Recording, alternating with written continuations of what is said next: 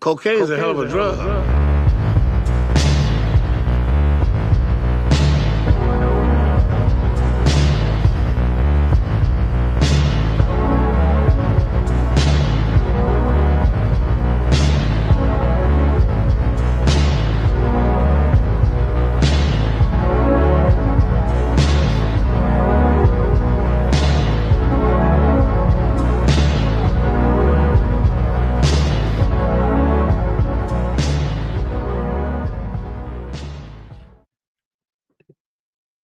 What's up, everybody? Happy Thursday.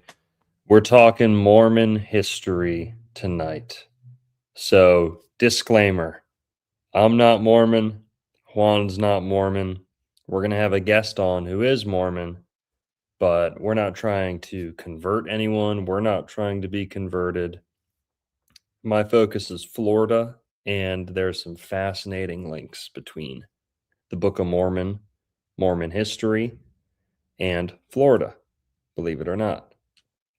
Additionally, there's a huge link between the Garden of Eden that I'm always talking about up near Apalachicola and the Mormon Church.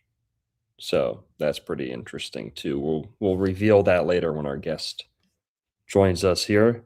But Mormons, people rip on Mormons so much. They rip on their history. And just something to start off with, for those who don't know, Mormons are usually ridiculed for the polygamy, polygamy, multiple wives thing. All the scandals around that. That's a kind of a big stain on their history, at least from the outside looking in. And the other thing they're kind of known for is all the errors in the Book of Mormon. Now, I'm not here to, defend the Book of Mormon or anything, but I really don't like it when people just discount it at a glance, or they say, "Oh, there's no horses in America, no elephants, no any of the things the Book of Mormon says.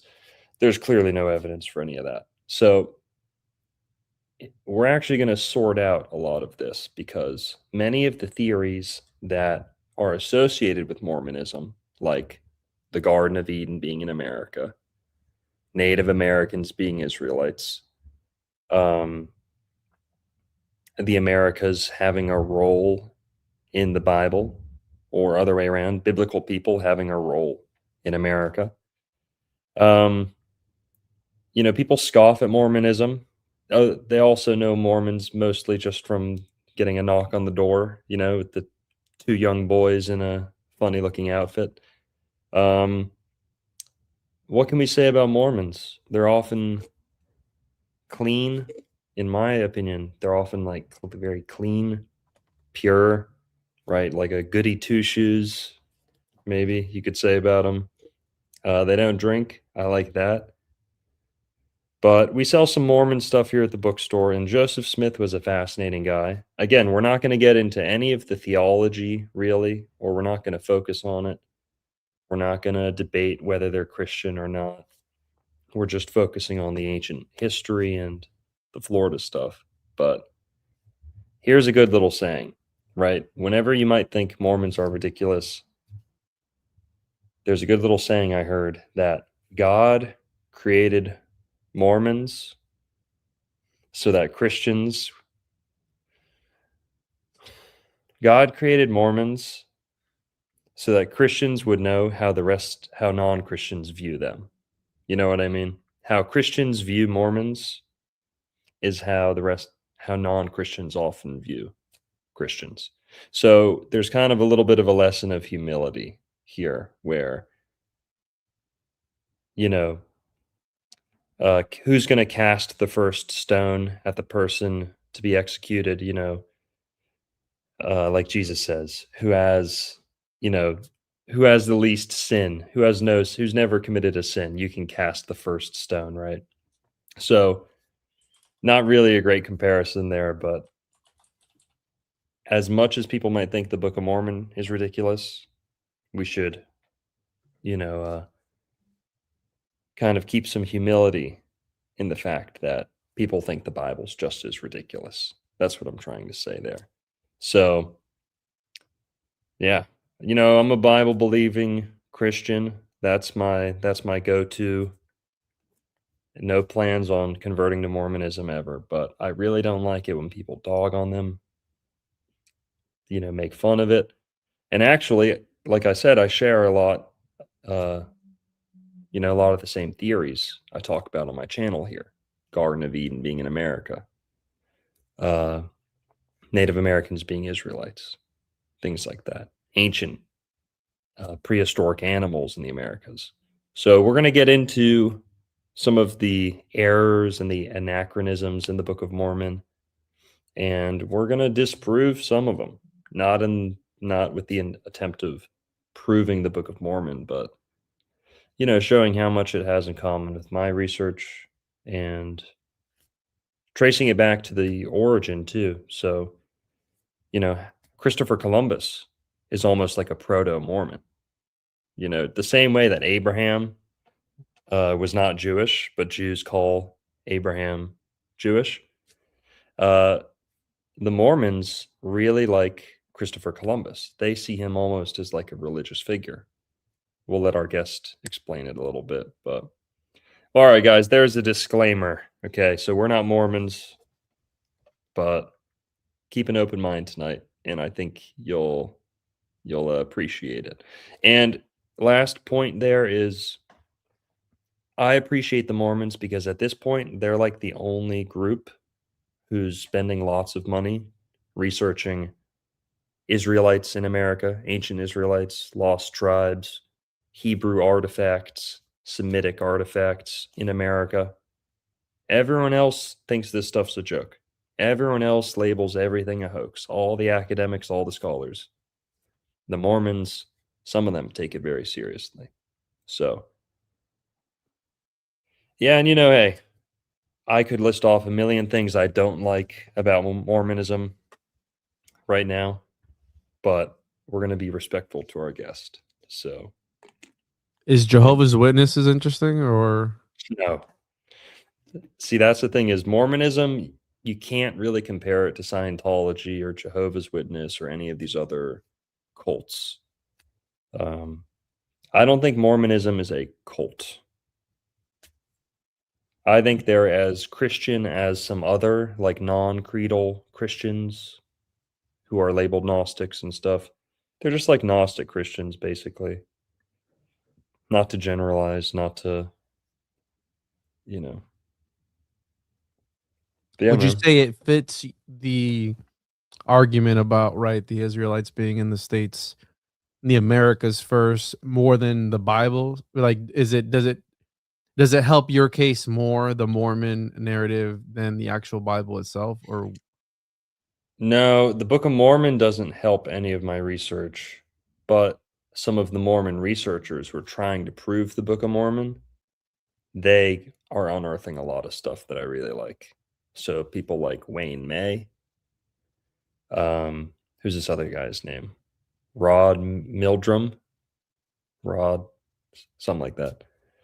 But they have a take on Mormon history that keeps it all in North America. So, for those who don't know, the general narrative of the Book of Mormon is there's three groups in the Middle East. Israelites, for the most part. Two of them are Israelites. One, I think, is just, I forget. But these three groups come from the Middle East and they sail to America at different times. And they all make it there. And there they mingle with the Native Americans. And they influence the Native Americans with Abrahamic religion, some of the Israelite lifestyle. And yeah, so that left an impression. And yeah, from there, they also believe that, eventually Jesus came to America and appeared to Americans. And, well, hang on. See that? There's our first scoff. Okay. That's good, Juan. We want honest reactions. It's sad. Like, I'm not trying to be disrespectful, right? Because I believe all this stuff, and I find all this stuff super interesting, right? I like, aside from everything else, I don't want to be disrespectful to anybody. My issue with everything is the heretical aspect of it, right? Like the Yeah. non Bible-ish parts of it all. And that's the part that I have a problem with. But everything else I don't have a problem with. And just hearing that that Jesus Christ was here in the Americas is it sounds funny. I'm not saying it's not possible. It could 100% be possible. Anything is possible at this point, bro. Mhm. But at least the Bible itself, and again, correct me if I'm wrong, I don't know if the Book of Mormons is also backed up by other historical texts. Is there any, because we talked about this a little bit today, where it was introduced in the mid 1800s or so, or that's when it was founded by Joseph Smith, and obviously the story goes there. He had essentially divine revelation. He got all this information, and then from that, right, the Book of Mormon came to be. But is there anything before that, other than the tablets and everything else that he claimed?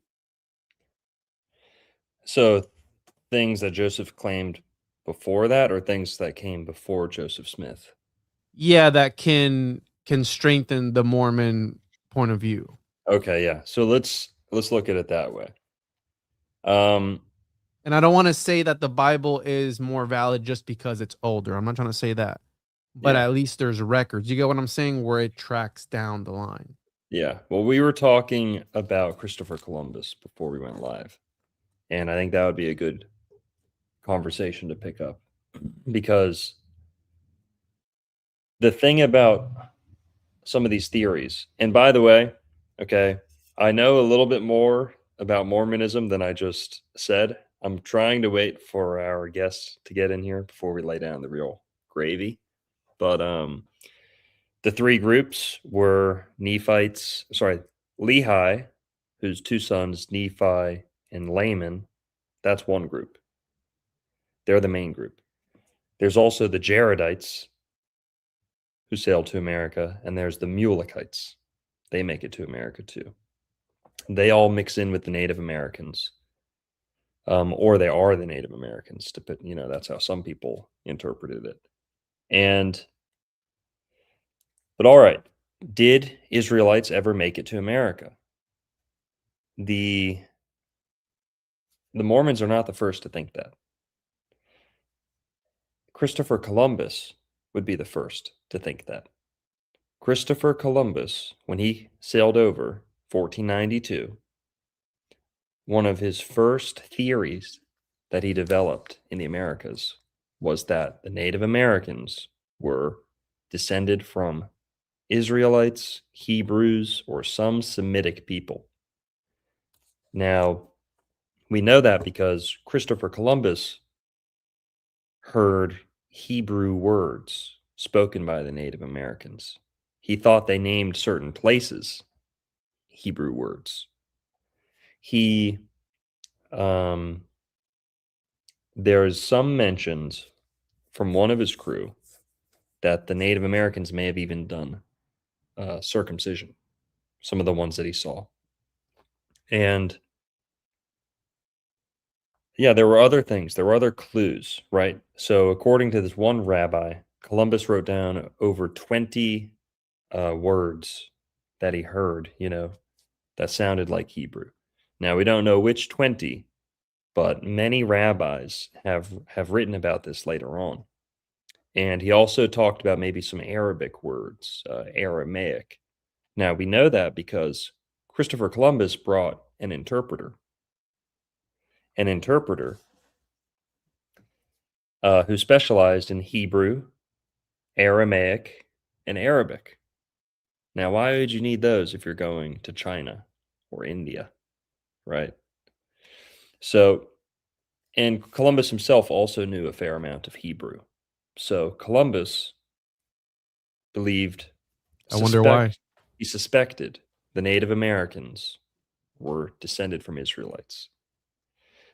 He certainly believed they were from Adam, through Noah, but Israelite was a theory he was toying with. So he believed the Native Americans were Israelites, or like I said, suspected or came close to believing. Now, he also eventually came to believe, after much searching and studying the Bible, that the Garden of Eden was in America, that the Garden of Eden was in the Caribbean. That's today, people think that's a Mormon belief, right? Christopher Columbus thought that. He wasn't Mormon hundreds of years before. So after that, some of the pilgrims, the English pilgrims, many conquistadors, Jesuit priests, many people, rabbis as well, all wrote about the Native Americans being Jewish, about how they had myths like Noah's Ark and Tower of Babel, Cain and Abel, how they had all these biblical myths. And yeah, many people wrote about it in the 1700s. It was almost kind of mainstream. And there's a book called The Hope of Israel by Manasseh ben Israel. He wrote that to the English, trying to convince the English to let the Jews back in, I think. And he said that there were Israelites, lost tribes in the Americas, and some other stuff. So many people picked up this theory, contributed to it, 1600s, 1700s. Then we get to the 1800s. Okay, and by the way, not to skip over the founding fathers, multiple of the founding fathers believed the Native Americans had Israelite heritage and that the Garden of Eden may be in Florida. Sorry, the Garden of Eden may be in America. Excuse me. There, I got too excited. But so Thomas Jefferson, for example, we're going to get to him later on when we talk about the elephants, because the Book of Mormon says there was elephants in America. Thomas Jefferson, when Lewis and Clark went on their expedition, Thomas Jefferson asked them, hey, guys, before you go, write down all the Hebrew words you hear and tell me anything Hebrew or Israelite you see among the Native Americans. Now, they didn't have much to say about it when they came back. I forget, he might have died. He might have been dead by the time they came back. I don't remember. But they didn't have much to say when they came back about that. But it was something Thomas Jefferson was super interested in and requested that they make note of if they see anything.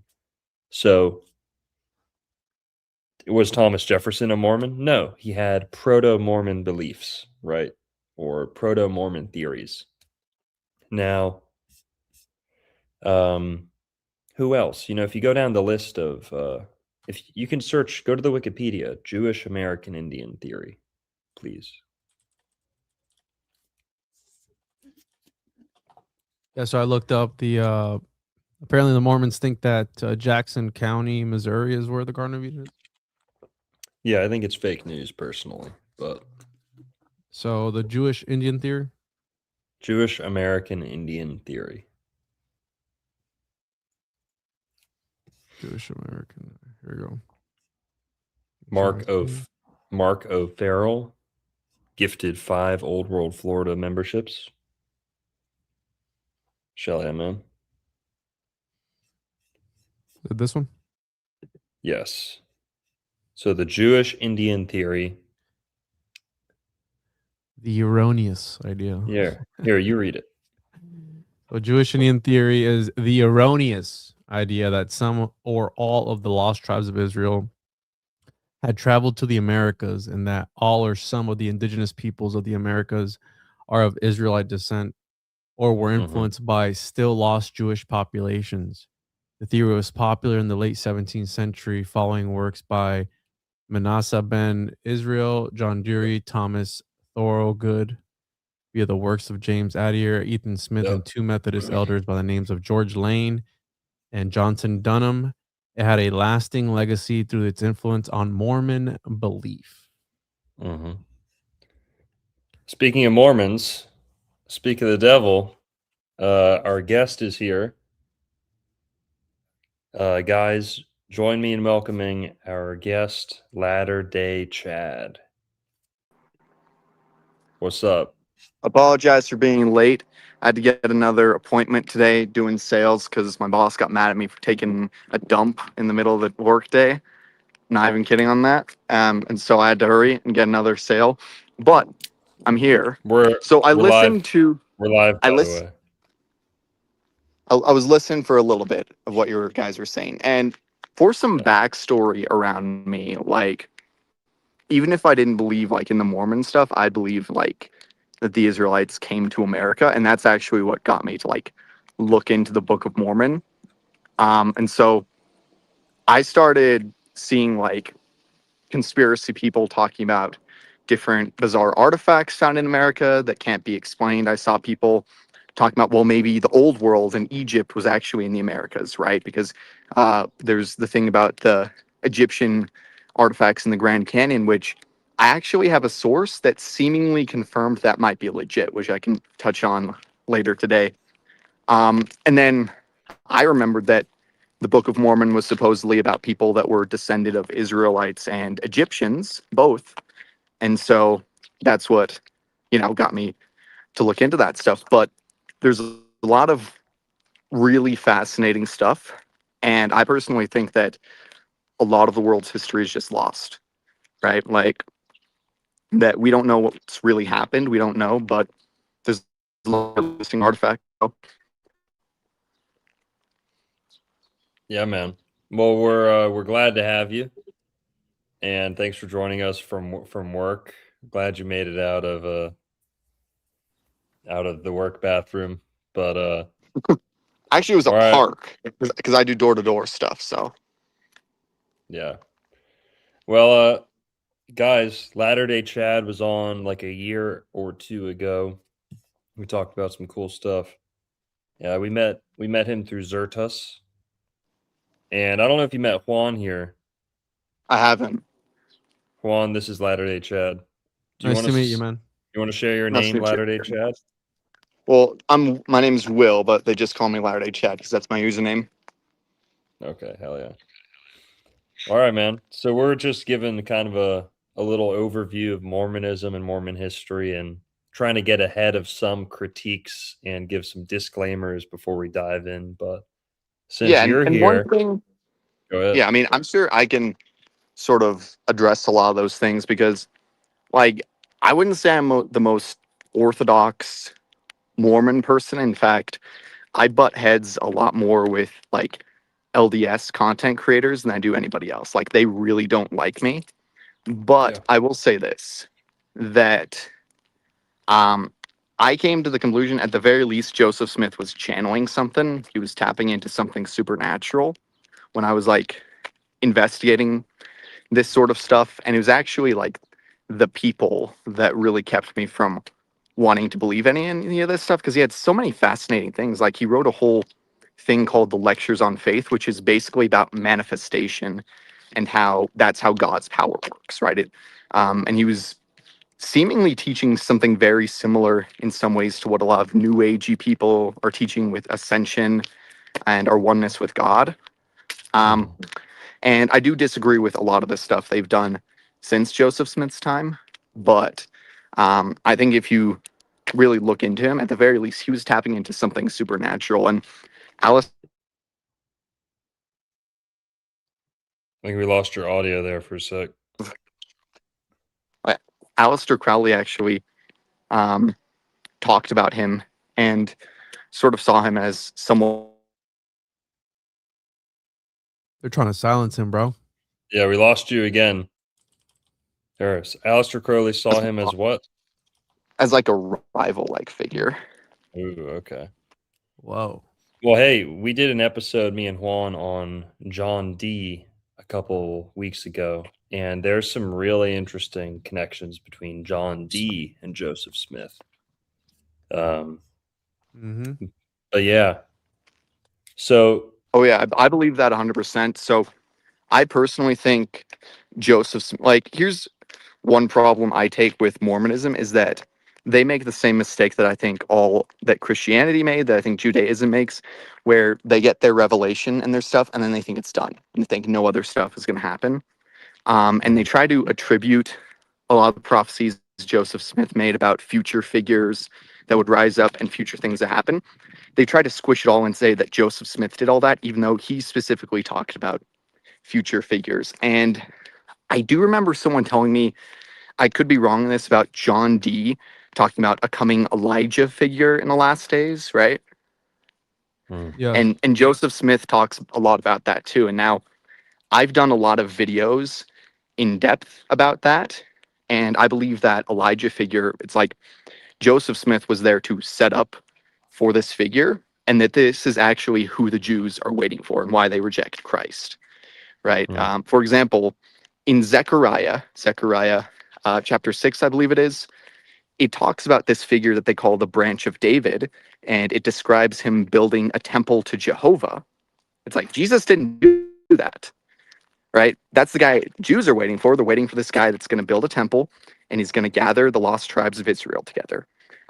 Isaiah chapter 49 talks about the Lord our Redeemer and his servant who gathers the tribes of Jacob, right? And so a lot of people are like, oh, the Jews are waiting for the Antichrist or something like that. It's like, maybe the Antichrist will show up and pretend to be this guy, but I do think that there's this sort of Elijah figure that's supposed to prepare the way before the second coming.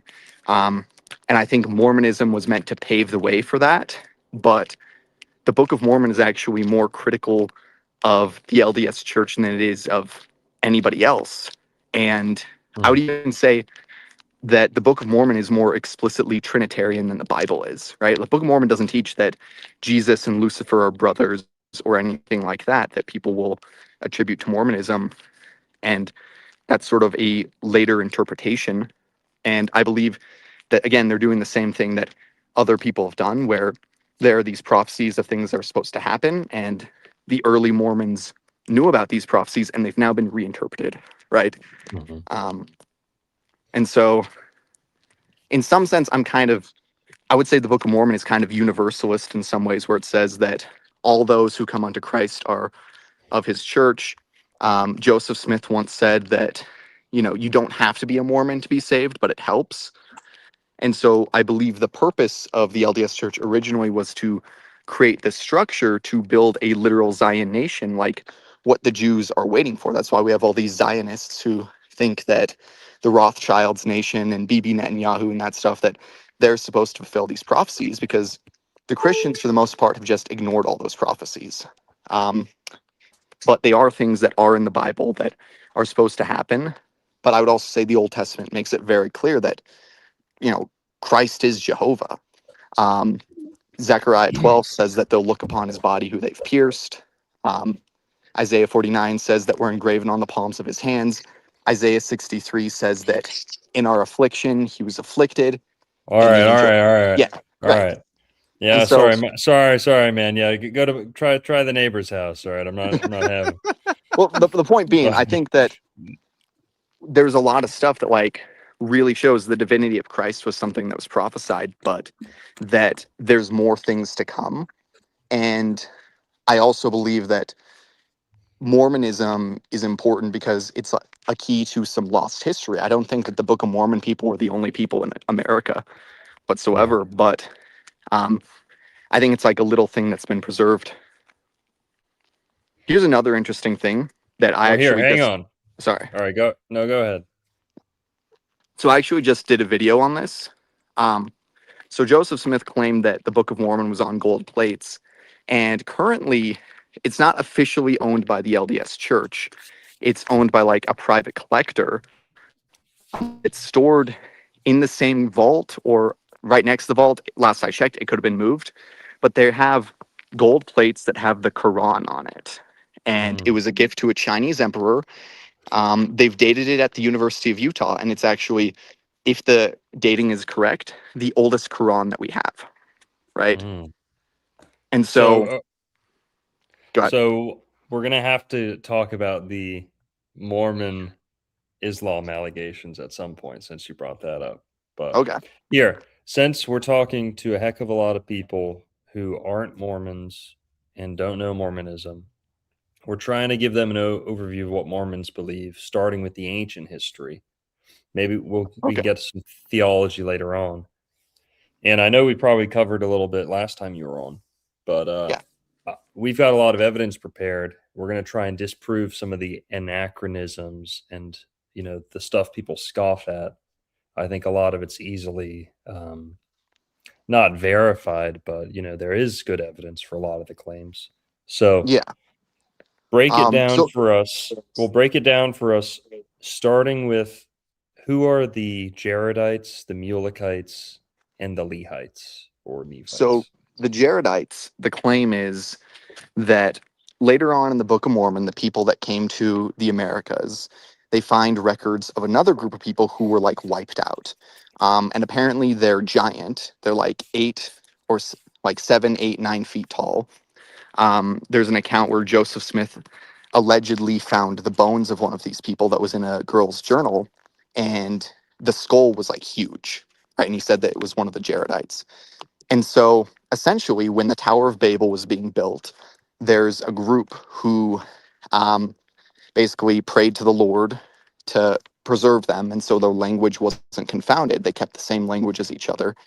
And then they were guided across the sea to this new land. Now, in the Mormon beliefs, the New World, or, the Americas, is where the pre-flood world was. So Adam and Eve and Enoch and Noah, they were in the New World, and then the flood happens and they end up in the Old World, right? Really? Yeah, and so that's where the whole Garden of Eden is in Missouri thing comes from, is this idea that this is actually where all that stuff happened. And this isn't like an official doctrinal thing. I've heard people theorize that the Gulf of Mexico is where the city of Enoch was taken up. That's what some Mormon people have suggested, right? But Mhm. so these people, the Jaredites, they come here, and then their story is basically a warning where their government becomes corrupt. They end up engaging in these, what the Book of Mormon calls secret combinations, which is Here, go back, go think, back, go back where you were like a minute ago geographically. The the connection was better like 100 yards ago. okay, here. Yeah. Okay. And Thank so you. the Jaredites, their government forms these things that the Book of Mormon calls secret combinations or secret oath bound combinations, where it basically sounds like Jeffrey Epstein stuff, where the first one is formed where a guy makes a deal to murder another guy in exchange for one guy's daughter, right? Um, and Hang then on, I it didn't describes. catch that. What was that? So the secret combinations in the Book of Mormon, the Jaredites are one of the first times we hear about this. Basically, there is occult stuff happening in their government, right? And so Okay. that's one of the main themes of the Book of Mormon, is that the people who read the Book of Mormon receive it. They're being warned that their government is going to be infiltrated the same way that the Jaredites and later the Nephites were. And so these Okay. people from the So the Jaredites originate from the Tower of Babel, yes, and they're large. They have large features, Features. giants maybe. What else do they look like? some people have suggested that they're black. I've heard others say that they had red hair. There isn't really a physical description of them, So but the Jaredites were black. yeah, some people would suggest that. I forget. My jigga. What's I forget what's exactly what language, but this is another thing that, like, even if you don't think the Book of Mormon happened, this is evidence it was actually a channeled text. Is that the different groups of people that show up, they all have names that come from very specific languages that Joseph Smith wouldn't have known, right? yes. Um, and so when you look at it, they actually have names from different cultures, and when the cultures begin mixing, you begin to see mixtures of those names. Right. So that's one of the things that has came and I don't want to say vindicated, but kind of like corroborated what Joseph Smith said. Some of the names he quote unquote made up have later turned out to be real Hebrew names. So Yeah, people thought they came out of his imagination, and they later have actually been unearthed in the Middle East. Now Wow. yeah, you could get lucky with one or two, but here's a good example. The word Alma. Is it Alma? He Yeah, said Alma. was used as a boy's name, but historians said, "Oh, that's a girl's name. It's always been a girl's name." Well, recently, I think they found out Alma was used as a boy's name in ancient times. So Yes, that's correct little if I remember right. little things like that. So the Jaredites were giant, and they Yeah. may have been dark. They may have been darker skinned. Yeah, I don't remember exactly what country their names came from, but I could look it up real quick. So, Jared. well, just starting off on that, we don't need much proof. We don't need much more proof on this YouTube channel to know that there were giants in America. We talk about Okay. that a lot. So And the Jaredite names, they all seem to have Mesopotamian and Sumerian roots, which when they're claiming to come from the Tower of Babel kind of backs it up. okay, so we was Mormons. The wee wasery. Yeah, they always come up. Uh, you know, we don't have to go through all the evidence, but there is evidence of black people in America before Columbus. And heck, I'm just going to show you. Yeah, and I know there's also like the red-haired giants that have been found in America too. Now, I actually have a friend who his grandpa worked at the church's granite vault. That's where allegedly these Muslim plates are being stored now, or at least they were being stored there at some point. I'm not sure, but and it's a real thing. You can look it up. This gold Quran it's the oldest dated Quran. I think it's from like 700 AD. Mhm. But my friend claims that his grandpa told him that the church had a red-haired giant that was sort of mummified in the granite vault, and they have a bunch of weird artifacts in there. So it's like their version of the Vatican archives. They have a whole Oh bunch yeah, of artifacts and basically. everything. Yeah, Salt Lake City is like the Mormon Vatican, basically. Yeah. In I'm fact, trying to one find thing that this. I'm kind of looking. Sorry, go ahead. One thing I'm kind of working on that I'm not go in depth on here is I'm talking a lot about a guy that people are calling the Mormon Epstein. His name's Gordon Bowen, and there's a bunch All right, of hey, be crazy stuff. careful with the words you use. Just censor your language. But You yeah. got arrested for Well, that, didn't you? I got trespassed from the church office building. Yeah, I didn't get arrested, but on the thumbnail they have me that. But let's just say this guy's accused of some pretty similar things to what is it okay if I say that dude's name? The guy Totally. that was Yeah. had that Epstein's Yes. accused of. And there's actually some pretty hard evidence of it. And there was actually a trafficking investigation, which a whistleblower from Homeland Security just came out that it was shut down, even though there was an on tape confession from one of the perps. And what's noteworthy about this, and I'm going to talk about this more in the future, is that um, this guy that they're calling the Mormon Epstein, he's best friends with Mitt Romney. And a woman who was an MK Ultra whistleblower, who she actually went before the Senate about MK Ultra stuff. Her name's Kathy O'Brien. I can't say all of her testimony is true or legit, but there's certainly evidence that she was actually involved in this stuff. She said that George Romney, Mitt's dad, said that MK Ultra had been instituted in the Catholic Church already, and that he wanted to institute it in Utah in the Mormon Church.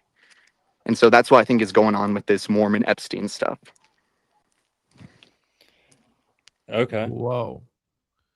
Well, guys, go follow Latter Day Chad if you want to go down all these rabbit holes he's uncovering, and we're gonna have him on again to talk about some of that stuff.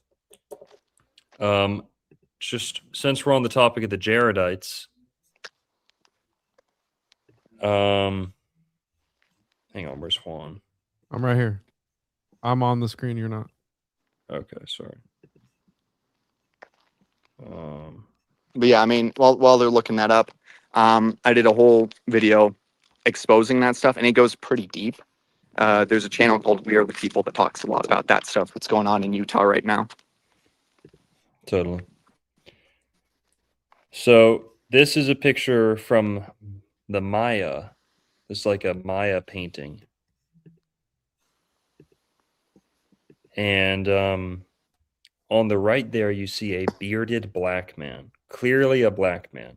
His facial features are different. His skin's different. It's not body paint. It's not a costume. You know, the guy right there dressed like a jaguar, that's clearly a costume. This guy on the right, he's dressed almost like an emissary from a foreign land or a different religion.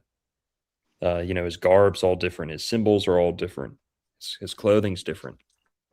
Hey, real And quick. So, my boss is calling me about something. I've got to confirm this appointment. Can I hop back on in like 2 minutes, 3 minutes? of course, Yeah, I just gotta. But you can go over that stuff. I'm just gonna. You can remove me from the screen or something. okay. So there were black people in America before Columbus.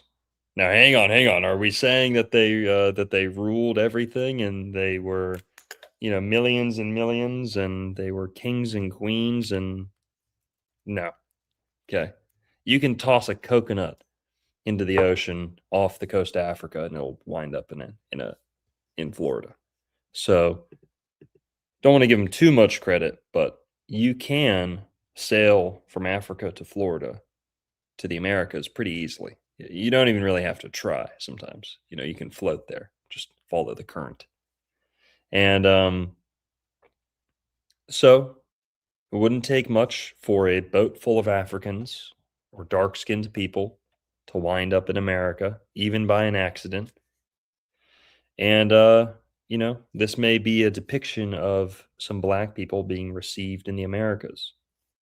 Also in Egypt, on Elephantine Island, there's a side-by-side engraving where there's a Native American, or what looks to be a Native American priest next to a Egyptian priest.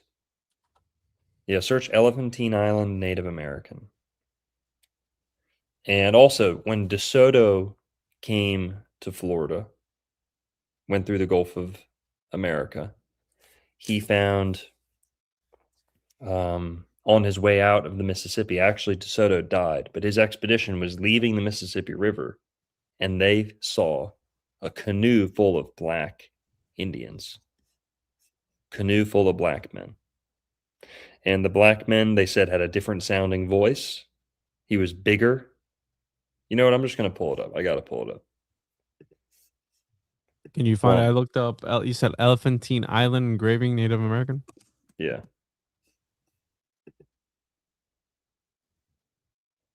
Is that a petroglyph? No, it's like a carving. Egypt. Let's see.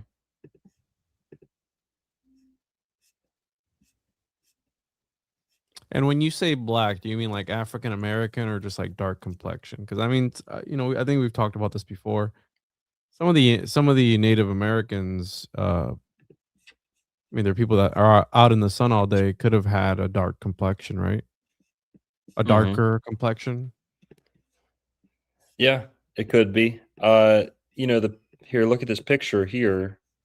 This looks like a African person, an Africoid, right? You see this? Yeah. See, he's got a beard. Mayans don't have beards. His clothing's totally different. He's got like this leopard skin thing going on. Looks like he's wearing an African animal almost, you know. Looks like he just came over with all his African stuff. But yeah, so DeSoto, he just says this guy was super dark. He said it was darker than an Ethiopian, which was their word for Africans, or North Africans at least. That looks like a cheetah skin, doesn't it? The cheetah has Yeah. all the spots on it. Yeah, it does. So this guy's totally different. I mean, his nose is black, his lips are black, his skull shape, you know, is clearly African, Africoid. But all right, here, talk for a sec. I'm going to find this DeSoto account. The Yeah, because the cheetahs are primarily live in the open grasslands, savannas, and sub-Saharan Africa. So I mean, that would make sense. They Right, do they're have leopards, though. Leopards kind of look like that. leopards. Let's see here.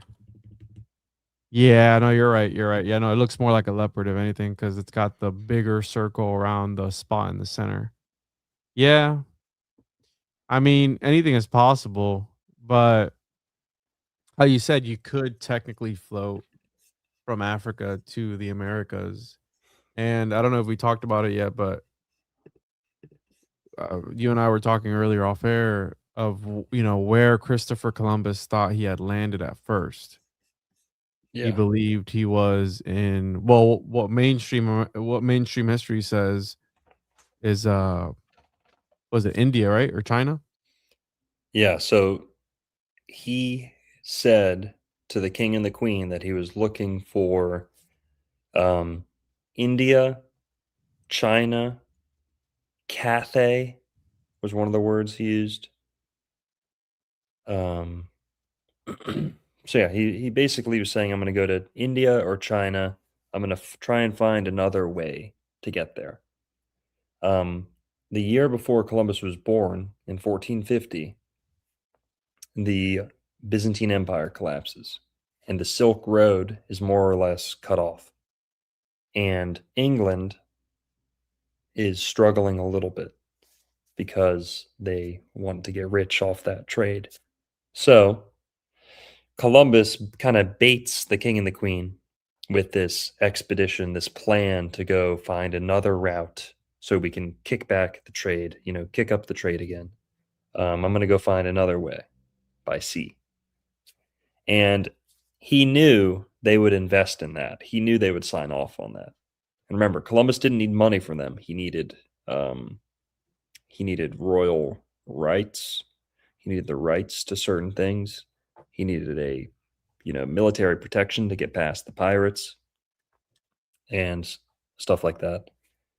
Now, since Columbus was Jewish, secretly Jewish, there were many Jews in Spain pressuring Columbus to find them a new homeland. And Columbus wanted that as well. Now, they had to largely hide that plan from the king and the queen, although they may have known a little bit about it. And officially, the plan was to go find a new route to India or China. Now, there's also good evidence to show that's not the case.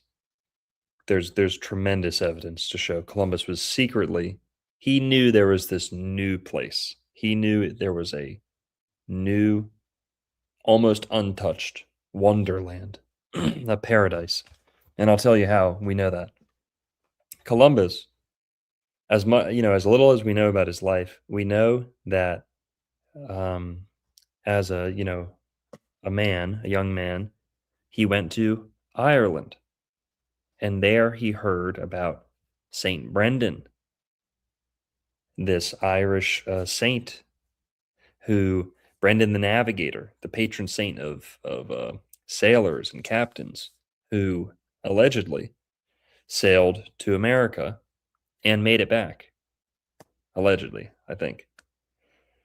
So just like we're going to talk about Hebrew artifacts all over the Americas today, there was also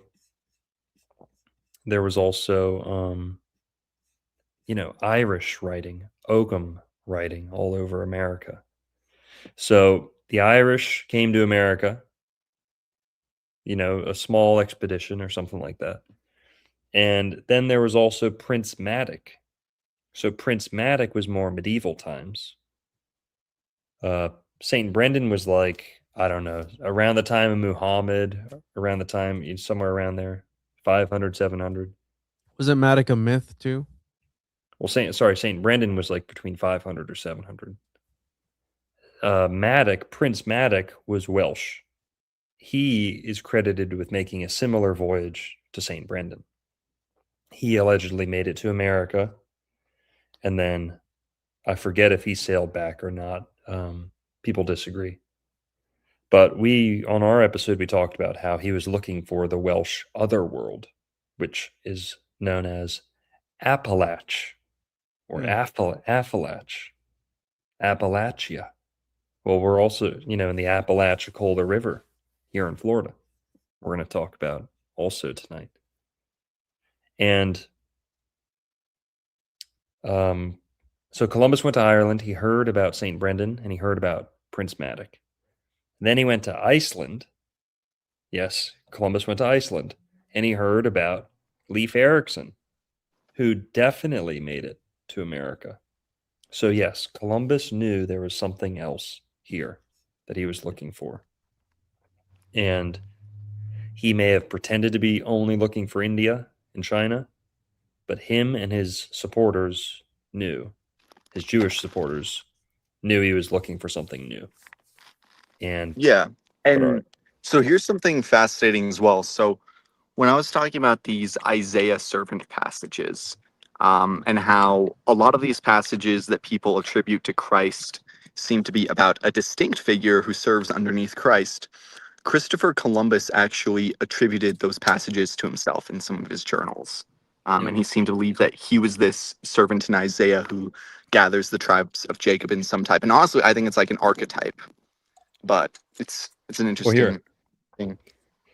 Let's we'll note down Columbus. We'll get back to Columbus, but let's start off or stay on the Jaredites. I want to show you something. Latter-day Chad. This is from the book La Florida del Inca. This is the account of Hernando de Soto's expedition through the United States. The first, expedition to penetrate the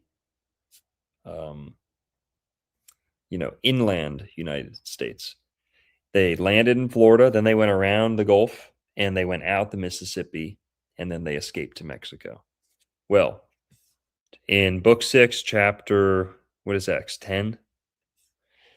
This is a battle that the Spaniards had with the Indians of the coast. So they're in makeshift. The Spanish conquistadors are in makeshift rafts, and they're trying to escape the Mississippi River. As I have said, the Spaniards were 3 days in taking care of the caravels and restoring their bodies, for their greatest need was to satisfy a drowsiness which had wearied them exceedingly.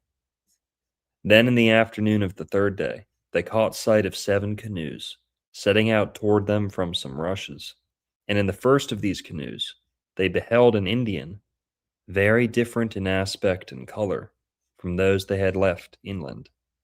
For he was as large as a Philistine and as black as an Ethiopian. The cause of this exceptional swarthiness in the coastal Indians is the salt water in which they are continually fishing. For the land being sterile, they sustain themselves by this means. Blah, blah, blah, blah, blah. Standing in the prow of his canoe, this Indian shouted to the Castilians in a gross and pompous voice, quote, "Thieves, vagabonds, and loiterers, who without honor or shame travel along this coast disquieting its inhabitants, depart from this place immediately by one of the 2 mouths of the river, if you do not want me to destroy you all and burn your ships. And see to it that I do not find you here tonight, for if I do, no man of you will escape with his life." End quote. Is that a Jaredite, Latter-day Chad? Black and large as a Philistine? I mean, it sounds about right. Do you know anything about any connections between like African heritage people and the Babylonians or the Sumerians or anything like that? Not really. Who were 'Cause- the go ahead. No, sorry, ask your question. So the Jaredites, they show Yeah. up, and what is the path that they took to America? So that's pretty debated. I know Wayne May's done a lot of stuff about this, but they were in these sort of barge-like ships. Now, I think that they must have gone through like Asia. That's my opinion. That they went sort of through the east to the west, the opposite way Columbus went. Okay. That's just my opinion of it. But it's very interesting as well. So the Ojibwe. Now, I have interviewed with a guy called Brian Utanen, and I could definitely get him on this podcast. So he's an Ojibwe translator that actually works for the Vatican. So he went to the Vatican. He met with the Pope about these birch bark scrolls that the Pope, not the Pope, but like the Spaniards took pretty early on. And they sort of apologized for taking some of this stuff. But he's a Canadian translator for the Ojibwe. The reason why we're in contact with him is because he gets a hold of Wayne May because he believes that the Michigan relics are legitimate. Right. So, Yo, yeah, I'm sorry. tell your multiple wives to shut the hell up, dude. Come on. Yeah, my podcast guy says to shut the hell up. Anyways, so I don't even make no money off it, bro, boy. so anyways, You shut your sister wives' asses up, all right? he called you sister wives and told you to shut up. Whatever. This guy's trying to abolish the church like he's gonna make it happen. Anyways, He thinks he's a global power. He's just some random dude on a podcast. so anyways, so Brian Utanen, he gets a hold of Wayne May, and he's this, just he's not LDS or anything, but he's convinced that the Michigan relics are legitimate and that he can translate some of them.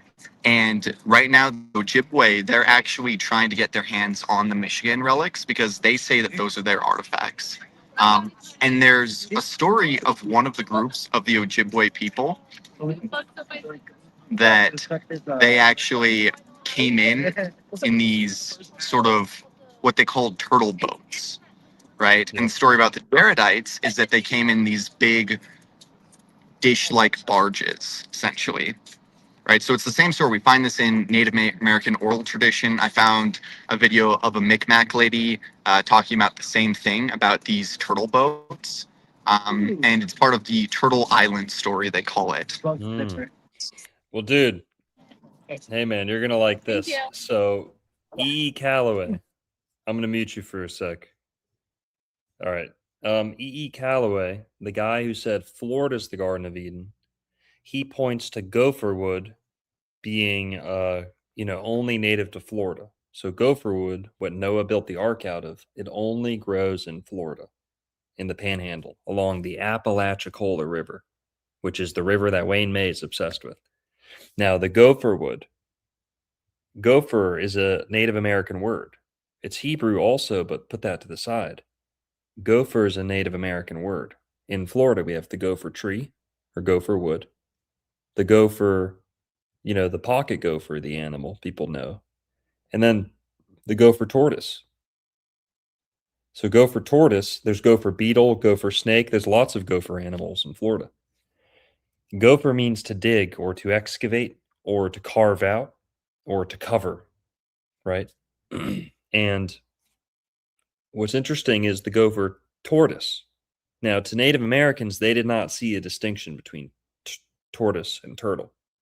So when we're saying Noah built the ark out of gopher wood or turtle wood, and now you and the Mormons are coming back with almost like a reversal story where they're in turtle boats, tortoise boats, maybe, go out, stretch it a little bit. What do you see with the turtle and the tortoise? Is there anything there? The ark? This come up a lot. I'm not sure. Can you hear me? So my mic was muted. Yeah. Okay. Yep. So I'm sure there's something with the symbolism. What I look at when I see it is that it's like the shape of the boats in the Turtle Island story. Like some versions of the story has them literally coming over on a giant turtle. Now I'm not sure I believe that. But it's interesting, and what we see is that there's distinct populations, right? For example, the people down in South America, they don't look anything like the people up in Canada, don't look anything like the people in Middle America. And so there's multiple migrations that have gone here. They all look the same to my grandpa, believe me. But I think the real story is that there was some form of pre-Columbus contact with the New World, and that I think the reason why a lot of these artifacts that are found that are unexplainable in the Americas is because they don't want to admit that. Because in order to claim the land, for manifest destiny, for all this stuff, the Native Americans just had to be completely uncivilized, undiscovered people here. And it's the same thing where um, there were, for example, accounts as early, I don't have the exact dates on me, but the first account of horses in the Americas where it could have potentially got out, there were like 3 horses that were escaped, right? And then a couple years later, it was in the 15 or 1600s, they report an entire herd of horses on the west coast of the United States, on the complete other side where those horses escaped. And what they would argue is like, oh, the horses got out, they reproduced that fast, but there was no explanation for why there was this massive herd of wild horses unless there was horses there. But with the Spanish colonizing the Americas, having a horse it was a symbol of power, essentially, right, of civilization. We also have the Smithsonian, who I can point to this. I forget. I have a picture of it somewhere that I could text you if you want to put up on screen. But they found in mounds in Illinois and in Ohio chest plates and axes. And what they'll argue, because this So here, all right, that they slow down. found Here, all right, slow down. Let's go Sorry, step go by ahead. step. We'll go step by step to the evidence. But first, okay, remember, we're not talking to Mormons here. We're talking to people, a lot of people who don't know anything about the Book of Mormon. So the Jaredites are tall and black. They crossed over, or maybe black. Okay, I'm not trying to, gloss over it. But Jaredites are large, maybe dark skinned, and they crossed over in these barges. Now, that's one group, and they're the most ancient group, right? So you're saying they probably took a more western route? Is that the Jaredites? Yeah. Like And Pacific? yeah, that's what I'm thinking, is that they probably went over from like the Russian side of things over to Okay. the Yeah, that's what I had written down, was that people point to the Bering Strait and the Pacific Ocean generally for the Jaredites, is what I yeah. had in my notes. Now, they originate from the Tower of Babel, and the timeline here, this is like 2200 BC. So this is like 4,000 years ago. Yeah. And the later groups don't come until almost 1,500 years later. Yeah. So Jaredites are that first group that make it over. Who's next? The Mulekites or the Lehites? I believe it's the Lehites first. Though they leave at the same time. So Okay. that's around 600 BC during the Deuteronomist reforms, where the religion in Jerusalem is being completely reformed. There's all this stuff going on with King Josiah, with King Hezekiah, and both of them flee at the same time. You just don't hear about the Mulekites until later when they meet up. Mm-hmm. But the Lehites, they're Josephites. They're descendants of Joseph of Egypt. They claim to have an Egyptian lineage and a Hebrew lineage. Um, and again, that's what gets my attention when I'm hearing about these alleged like Egyptian artifacts in the Grand Canyon, or there's the Shatata wall that was found in Tennessee that had some hieroglyphs on it, stuff like that. Okay. So who are the Mulekites? Like, what else do we know about them? So Mulekites, we don't know much about the group. What we know was that Mulek was apparently the like infant son of King Hezekiah that escaped along with this group of people. So Hezekiah's children are all killed, or is it Zedekiah at that time? Did Zedekiah or Hezekiah come first? Because I know Josiah is in between those two. I don't remember. I don't know. It's whoever the third of those kings is, the one that was around during Jeremiah's time. Okay. And so Mulek is allegedly the youngest son of his who escapes.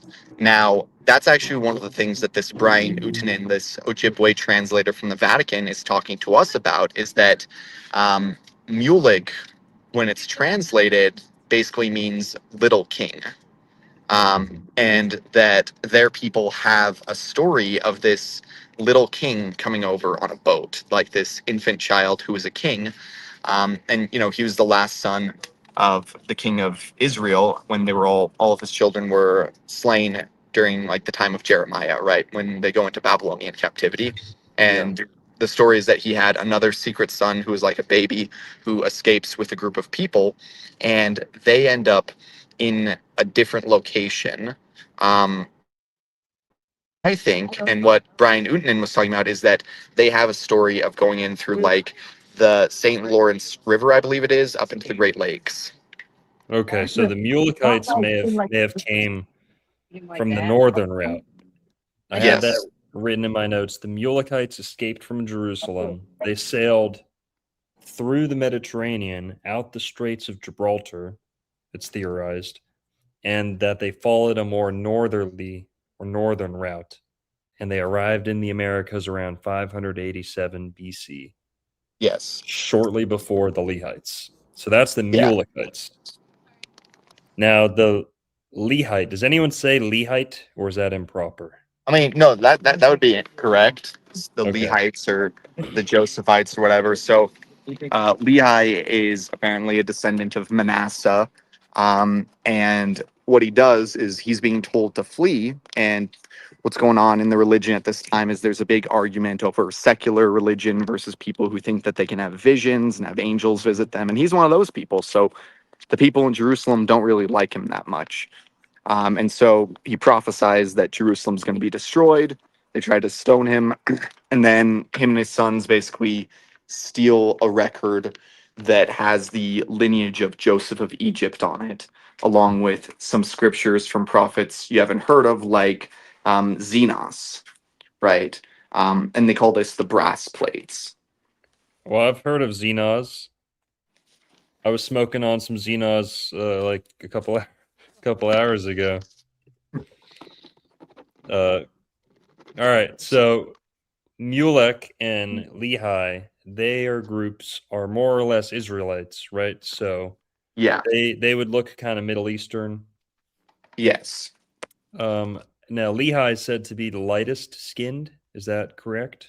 Or his I don't group? know if it specifically said that he's the lightest skins, but most people sort of assume he is. Okay. So those are the three groups who cross the oceans to America. And from there, they mix in with the Native Americans. Now, what did they bring with them? Because So that's where we get some of the first anachronisms, right? Is not only things that aren't native to Americas, but things that uh, it's claimed in the Book of Mormon that these people brought with them. So they bring a boat, and they have tools on it. They bring a sword with them, and later on they say that there were swords that were fashioned after the manner of that sword. They bring metal plates, um, and they also bring various seeds and things like that. Right. So so agriculture, civilization. They're described making temples and stuff like that. Okay. So, but did they bring horses with them, or were there horses in the Americas? No, According the claim is that there were horses already in the Americas. Okay. All right. So, Juan, do you want to go to the Wikipedia page, Anachronisms in the Book of Mormon? And by the way, shout out to Slick Dissonant in the chat. And we got 420 in the chat. Shout out to everyone. Thanks for joining. Anachronisms in the Book of Mormon. Scroll down a little bit. Keep going. So the first couple we don't have to get into. That's, more scripture and theology. But keep going. Now the baptism part is pretty cool because if Jesus was an Essene, there's not really any issue there with baptism being institutionalized before Christianity. But all right, there, flora and fauna. Yeah, let's start with the horses. So people scoff at the Book of Mormon because they say oh, they were riding in horses and they had chariots and, you know, but before Columbus, from what we're told by the mainstream academics, the scholars, they say there was no horse in America when Columbus got here. However, horses originated in the Americas, or not the Americas, North America. So Yeah. the horse originated probably in the southeast United States. There's fossils all over the place. We know that there was tons of horses. The only problem is that they allegedly went extinct around 6,000 years ago or so, after the Ice Age. Very, very late end of the most recent Ice Age. And we don't know if humans, the mainstream academics won't tell us, so they won't admit, right? They deny that humans and horses ever interacted when they were alive. Like humans rode them or raised them, shepherded them, or something like that. There's no they say there's no evidence for that. However, there is good evidence that humans in Florida and elsewhere in America saw elephants or mammoths, mastodons, which went extinct much longer time ago than horses. So if man saw horses and drew pictures of horses, carved the bones, there's a picture of a mastodon or mammoth carved by prehistoric man in Florida. There's a couple others across the Americas. If mankind interacted with the mammoths while they were living, certainly they interacted with them, with the horses when they were living. And it doesn't take much brain power to figure out how to ride a horse, right? Now, the bigger issue with the Book of Mormon is chariots, saying that there was the wheel in America. That's a hard one to prove. Proving that there was horses here is easy. But then again, you have to prove that humans rode them or interacted with them, which the mainstream academics are saying, no, there's no proof of that. What do you say to that, Chad? Well, honestly, I haven't looked that much into the chariot stuff. I have looked a lot into the horses, and I came to the conclusion that I don't think the horses actually even went extinct in the Americas. And here's Okay. something that really bothers me about like LDS apologetics. I don't like them. I don't like apologists. I think I call them excuse makers.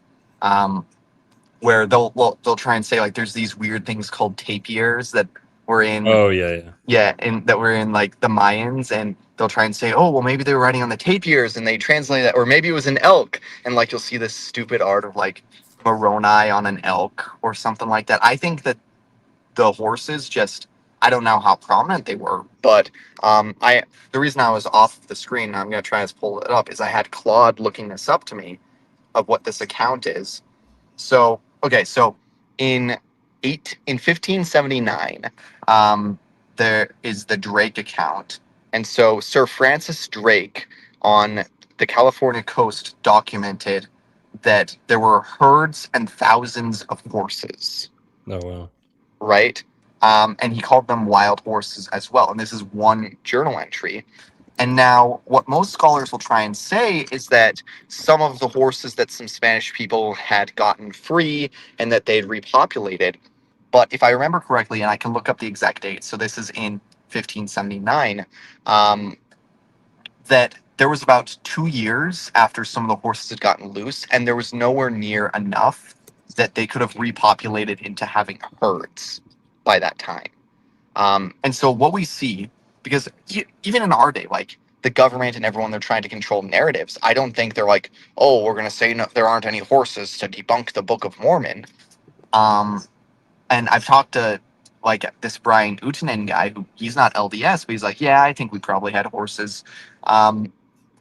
They're basically saying that there's another guy who he's from, I forget what tribe he's from, but I did an interview with him. He's up in New York. They all have this sort of opinion that because of manifest destiny, because the Spanish were coming here, and in order to take this land, the Native Americans had to be completely uncivilized. They they couldn't have anything civilized, and horses were a symbol of being civilized. They were a symbol Right. of power, right? Especially to the Spanish who first came here. Yes. The word for knight in Spanish was caballero. It meant horse rider. You Right. know, knight was not a thing. Your occupation as a knight meant you had a horse and you were trained for horse warfare. And that was a huge element to the upper class, is that only the upper class had horses and horse training. So there is something to that, where if the Spanish came here and the natives have horses, to the Spanish that's a gentlemanly thing. That is a high class, and they're not going to tolerate that for long. Yeah. And I'm looking up when the original one. So again, this is, if you want to look it up, I'm reading this off of Claude. It is what was the guy? Something Drake. Francis Drake. Francis Drake. And it's looking up when the earliest Claude's taking a while to Well, think. Francis Drake definitely would have seen horses in Florida when he went by. Florida's the first place that horses took hold in America, and beef, cows. So, and guys, on screen here, if you're looking away, we're looking at some pictures of carvings of people riding horses in America. Yeah. Clay. Yeah. What do you think, Juan? Is it too far fetched to say? Yeah, I mean, I believe there was probably horses, because if you look at the Smithsonian, according to the Smithsonian, although horses evolved in North America millions of years ago, they went extinct on the continent about 10,000 years ago. Spanish explorers reintroduced them in 1519. So mainstream history would have you think that yes, they were introduced by the Spanish explorers, but according to other, I don't know. I don't think it's too far fetched to think that they were already here. Yeah, and then Mm. also, so if you take the artifacts, the cave drawings, the wall art, then you also look at some of the legends, the creation myths that a lot of the tribes have for horses. They don't start with the Spanish bringing them over. In fact, most of the Native American horse legends start with the gods creating the horses for Native Americans, things like that. You guys can go look yourself here. That's what we're looking at. Yeah, I mean, I think it's pretty silly to think that the Native Americans, who they're keeping their traditions for such a long time, and then the Spanish come and introduce horses, and we're going to make a new history for our creation of the world. And now God created a horse. It's silly. Now, there's some evidence for this. Now, for example, when the Spanish first came to Florida, the natives were smoking tobacco, cigars, they had pipes, lots and lots of tobacco. When the English went to Virginia, they started trying to cultivate tobacco, but they were late. They were behind the Spanish. And the Spanish were early on the tobacco trade. And they were selling it to the Ottomans, and the Ottomans were selling it to the rest of Europe, and they thought it was Ottoman. They thought tobacco came from Turkey. Just like corn, turkey, the bird, that's why turkey, it's the same thing. A lot of American goods were going through the Ottomans. They were going through the Spanish to the Ottomans and then back to Northern Europe before the English could bring them back themselves. So the English started rewriting history to discredit the Spanish so those goods would come to be associated with the English instead. For example, tobacco is the best example. The whole Pocahontas story is made up, fictionalized, hijacked, plagiarized from Florida in order to give, what's his name, John Rolfe or whoever, the rights. John Smith? John Smith's friend, John Rolfe, credit for cultivating tobacco. He was not the first man to cultivate tobacco in America. The Spanish did in Florida. So different empires, that's just an example. Empires do write each other out of history. They write their enemies out of history. They rob their enemies of ingenuity, and achievements and inventions and stuff like that.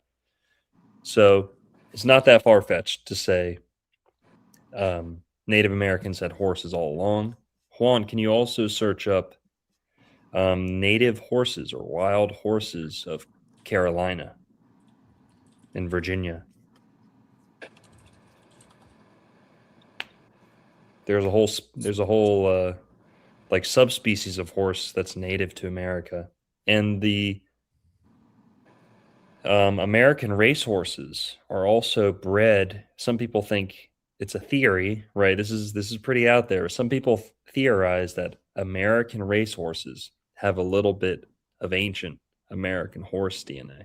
Oh yeah, I've heard about that. Which means some of them somewhere had to survive and reproduce mixed with European horses. Yeah, so there's a species of horse that's only found in the Americas. I forget what it's called. It's the something curly-haired horse, and they're trying to say that it's just a mutation that happened to come here from crossbreeding or something. But nobody has an explanation. It's completely unique to the Americas. Let me look up the name. So it says the ancestral foundation bloodstock may have become feral after surviving shipwrecks or being abandoned on islands by one of the exploratory expeditions. This is the banker horse. This is the one in the Barrier Islands in North Carolina's Outer Banks. Yeah. Yep. So lots of parts of the Carolinas. Okay, parts so of so look up this. I'm gonna put this in the chat for you. Go for it. Okay, so look up the American Bashkir curly horse. Nice. Yeah. Sure. And so this one, they don't have any explanation of where it came from, but it was kept by Native Americans, and it's only really found in America. And so they've tried to make different explanations. It's been a while since I've looked into it, but all of them seem kind of ridiculous as to how it got here. Mhm. And so it's completely unique to the Americas. Yeah, Okay. there's theories as to where they came from.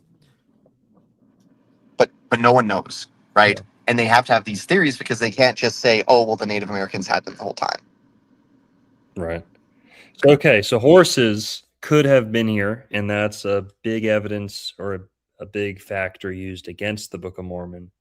But maybe it's not as strong evidence as people think.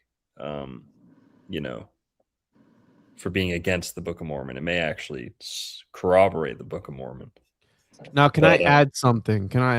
Because he mentioned something earlier about Joseph Smith being in touch with something and tapping into something like a sort of divine revelation. How you were saying, could he have, taken inspiration? Because the way I see it, and this is no disrespect, but the way I see it is when Joseph Smith was writing, it was almost like a sort of, again, no disrespect, like a continuation, and I don't want to call it fan fiction, but like a sort of continuation of the stories that we've already heard.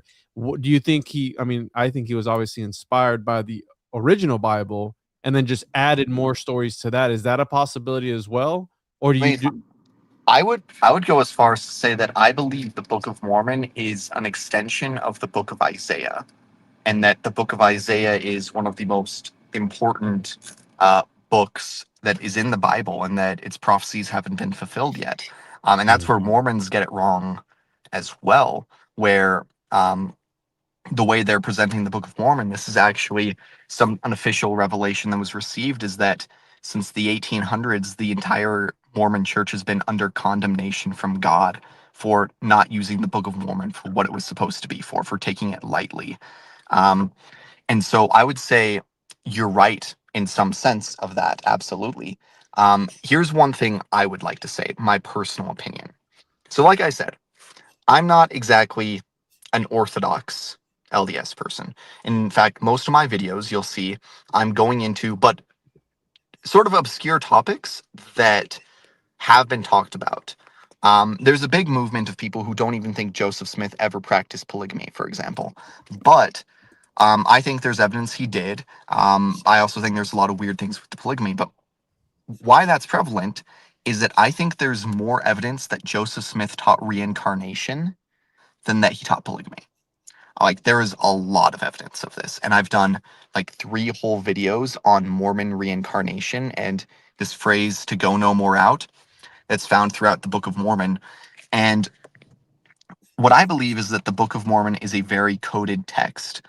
And there's certain books in the Bible that are coded the same way, such as Isaiah. The language of the Book of Mormon is almost identical to Isaiah, and there are portions of the Book of Mormon that are just copy and pasted Isaiah, right?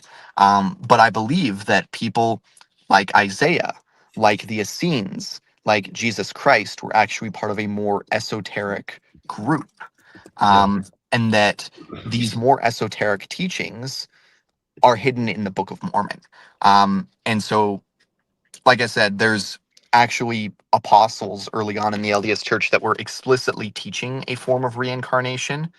And what I've gathered with what's in the Book of Mormon, that they actually use parables that are in the Book of Mormon to teach about reincarnation, is that it's teaching about a system that keeps us captive here, like the Gnostics talked about, where people are trapped in this cycle of eternal death. And what the Book of Mormon, so there are a lot of similarities to the Bible, but I think the differences are where it's important, where the way it describes hell is that you are held captive to the devil in his kingdom, suffering eternal death. Where those who partake of the atonement, they will go no more out and dwell eternally with the Father in his kingdom. So there's 2 kingdoms you can be in. And what is very prevalent about this, have you heard of the Gospel of the Holy 12? I don't think so. So some people will call it the Aramaic Matthew. The origins of it are a little fuzzy. Some Aramaic count Matthew or Hebrew Matthew? the Aramaic Matthew, or the Okay. Gospel of the Holy 12. It's essentially a Gnostic sort of apocryphal text where at least some of it, this guy who found it claims was on an Aramaic Matthew that was found in Tibet.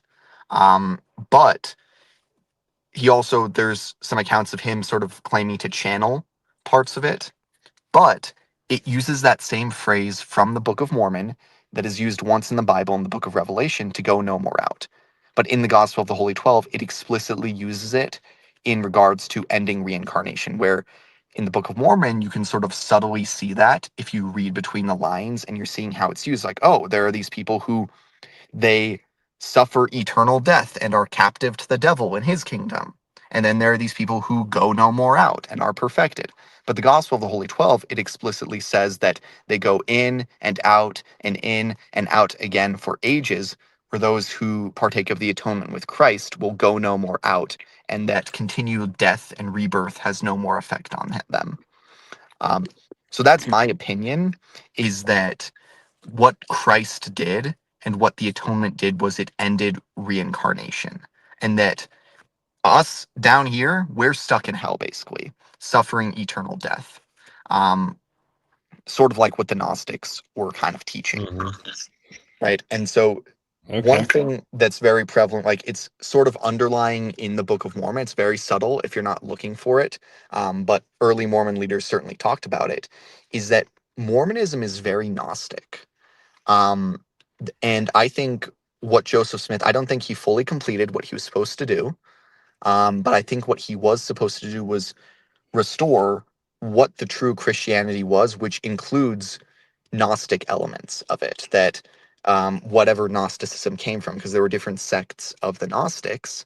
And so this idea that Satan is literally the god of this world and has dominion and power here is very prevalent in the Book of Mormon.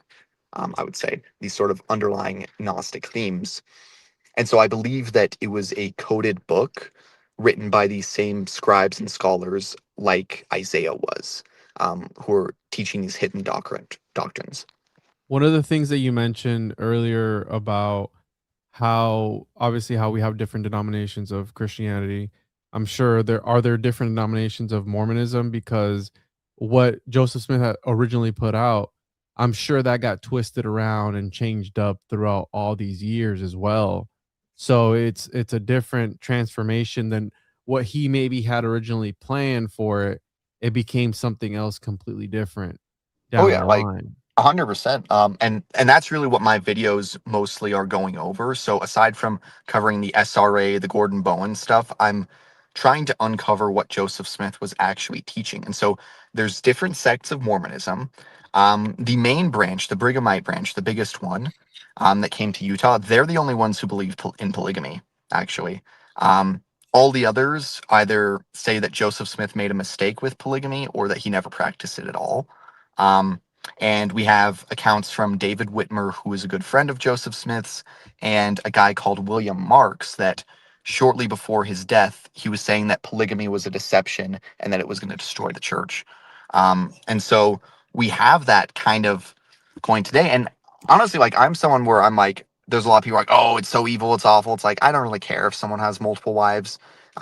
If have a polyamorous whatever relationship, go ahead. Based. But No, no, but no. Polyamory's gay. Okay. I don't like my point is Polygamy. I don't care. That's the Why point. Like multiple do wives do only? do what you want to do in your own bedroom. That's the point I'm making. I don't just leave me out of it.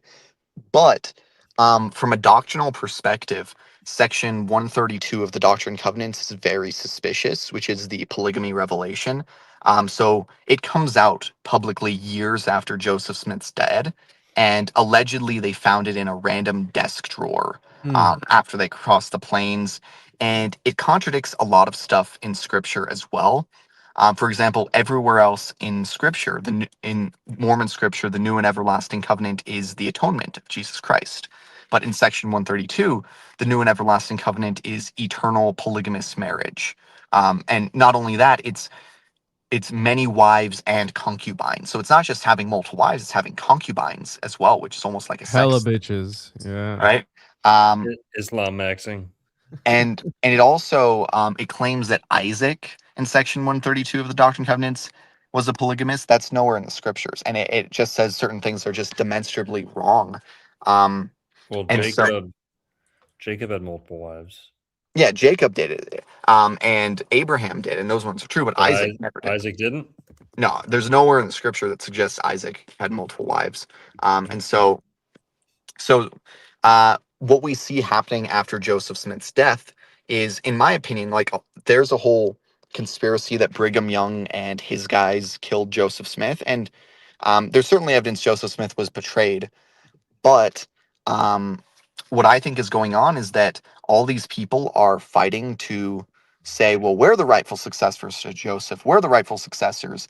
And even if Joseph Smith practiced polygamy, I think a lot of the evidence towards him practicing polygamy is completely false, and that it was put forward in order to basically say that Brigham Young was the rightful successor. Okay. Because both the RLDS and Brighamite Church, so the RLDS, that was Joseph Smith's wife and his son who founded that one, um, they're ignoring the testimony of William Marks and David Whitmer, who are saying Joseph Smith did practice polygamy, but it was a mistake. So both of them, Well, the dispute is that he was definitely being sealed to other women, but the debate is whether he consummated marriages. Is that right? well, that's part of it. Because, for example, I'm not as familiar with the polygamy argument. I believe the William Marks account where Joseph Smith is saying that he was deceived when it came to polygamy and that's going to destroy the church. But um, essentially, for example, Joseph Smith was also being sealed to men, like as brothers. He was being sealed to men as Gay. well. And some of the alleged polygamous marriages to Joseph Smith, like he didn't even know the woman, right? Like he never met her. Based. And so it seems to me that there's this massive court case between the Utah church and the Missouri church, where the Missouri church says he never practiced polygamy, and the Utah church says he's the one that introduced polygamy, and they're arguing over this. But both of them, because they're basically suing each other over the rights to certain properties. All right. Both, So but here, well, we can get into the theology and the multiple wives thing. I think that's what most people know about Mormonism. It's kind of low hanging fruit. The multiple wives thing. That's most people's kind of a doormat on, on the entrance to Mormonism. But let's focus on the ancient history. Okay, we talked about the Jaredites, we talked about the Mulekites, Lehi. Now, since we talked about who, maybe a little bit of what, maybe a little bit of why, how about where?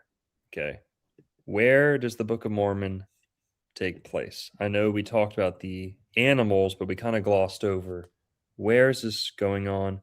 And please explain to us why and how the different Mormons disagree. There's this more mainstream model, which is just kind of ambiguous. There's the Mesoamerican model. What are the different models? So I'd say the Mesoamerican model is more mainstream popular Okay. because, and the church has really pushed it. I think there's some evidence that part of the reason the church pushed it is to appeal to all the missionaries that are in Mexico and stuff like that. Like we're preaching to the Lamanites, we're preaching to the people of the Book of Mormon, right? Um, I personally think the Book of Mormon took place across the entire continent. That's my opinion. But the reason why I think the Heartland model, which is North America, has more evidence for Israelite connections. The problem is that most of the mainstream Mormons don't want to believe in conspiracy theories. So they just believe whatever the official narrative is. And there's Yeah. all these weird artifacts found in North America.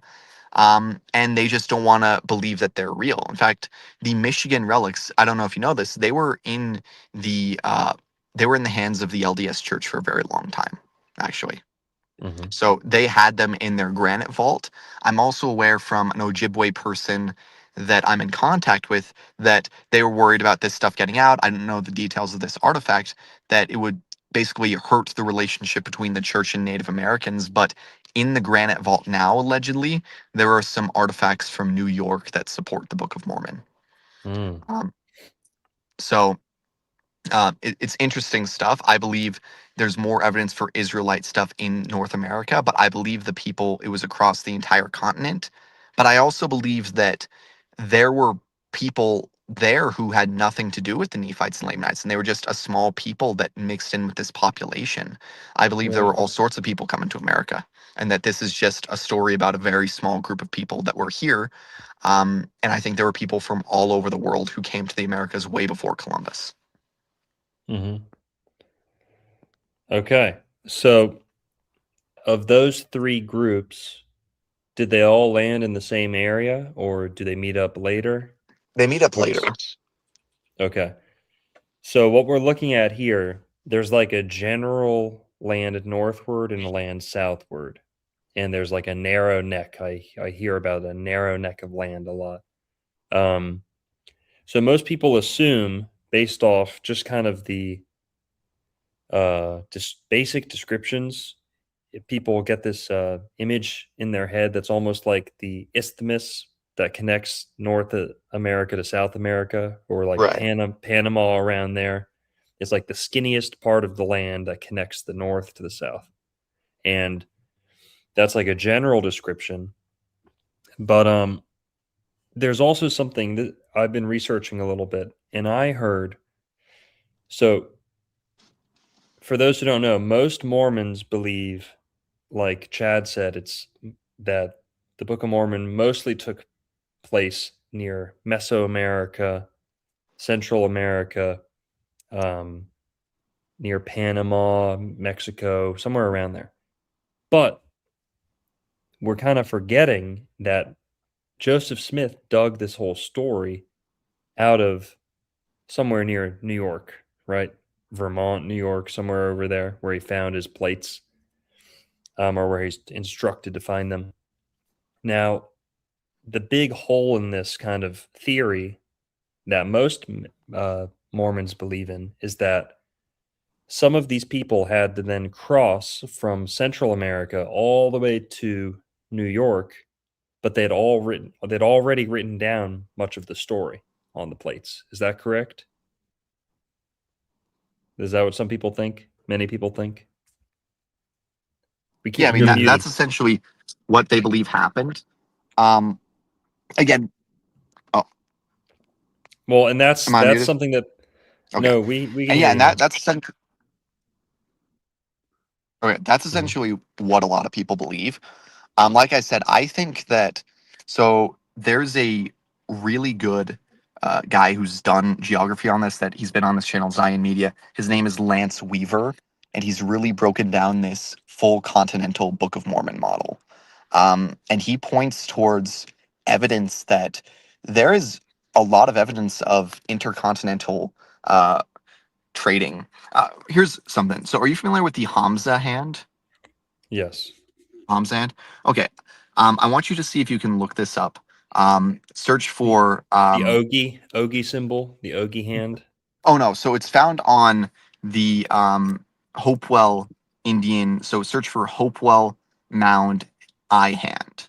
So this is like actual artifacts that have been found here in North America in mounds. And what we see happening is that the artifacts that are very clearly something Middle Eastern, they debunk them as fake. But they just found this artifact that has a hand with an eye in it, and they don't realize that this is like a Muslim and a Hebrew symbol, that they call it the hand of Miriam or the Hamza. Um, so Yeah. see if you can find, yeah. So Yeah, there. they find them There. in Florida too. Yeah. And so they admit that this is found in these Native American mounds, the same ones that allegedly have swords and armor and stuff found in that they claim are fake. But this is a Middle Eastern symbol, the Hamza. And it's almost like an evil eye protection thing. We also find that in some temples that are down in Central America. And so, what that means at the very least is that this same symbol is in Central America and is in North America, meaning those people are in contact with each other. Mm.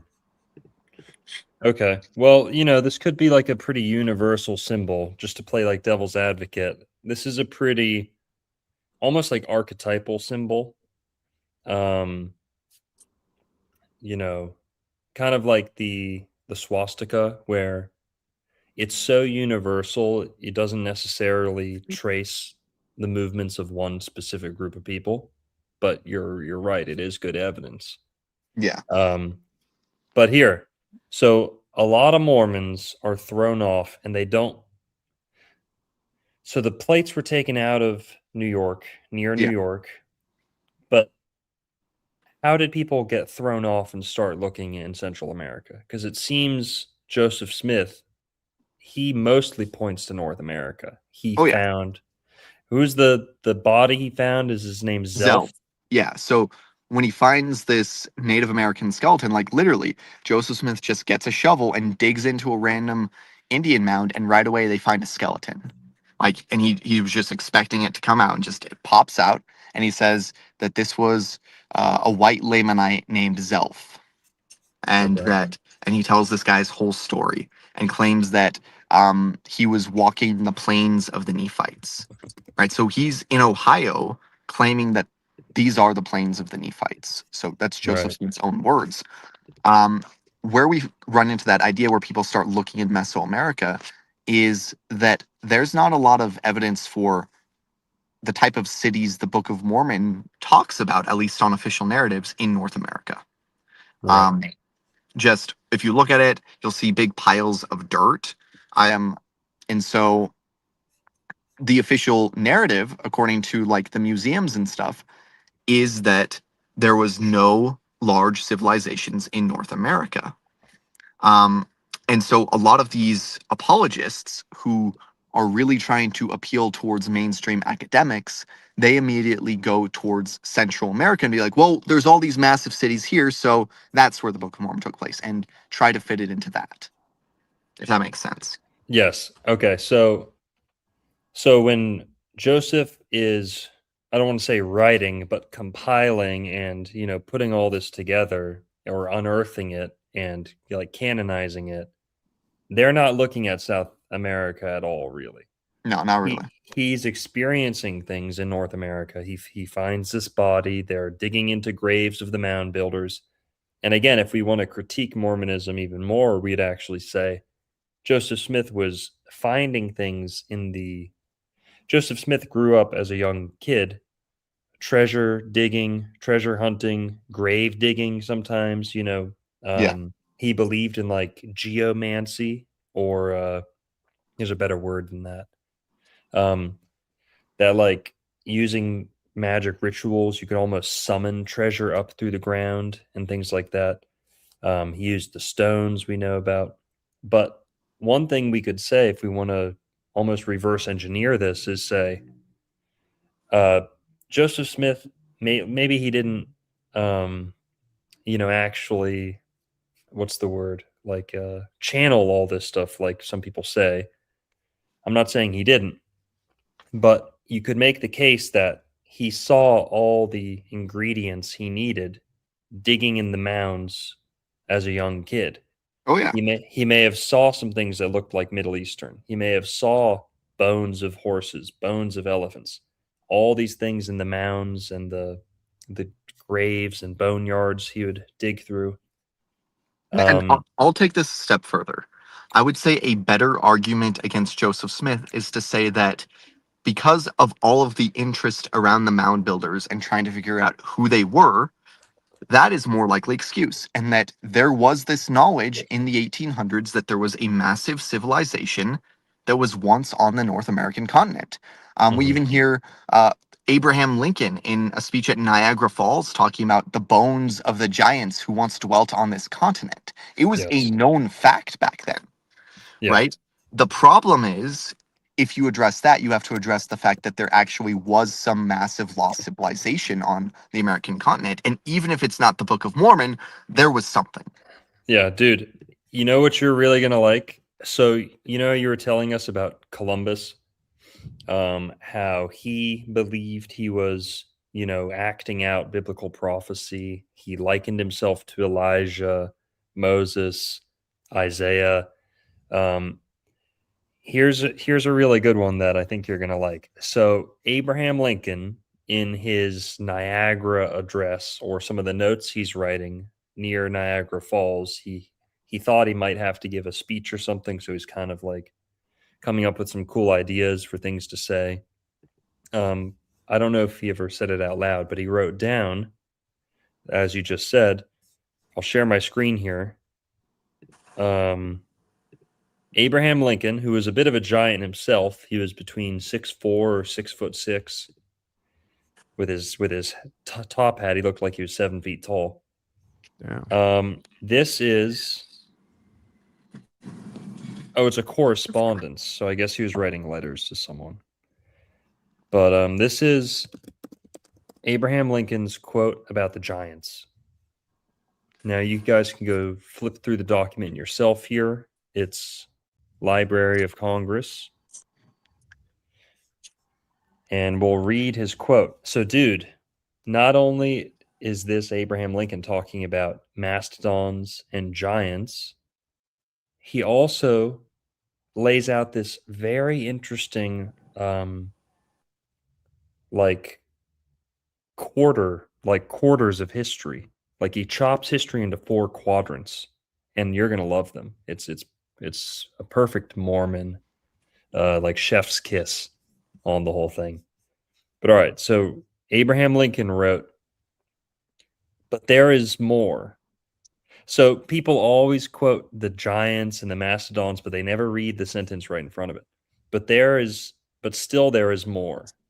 It calls up the indefinite part.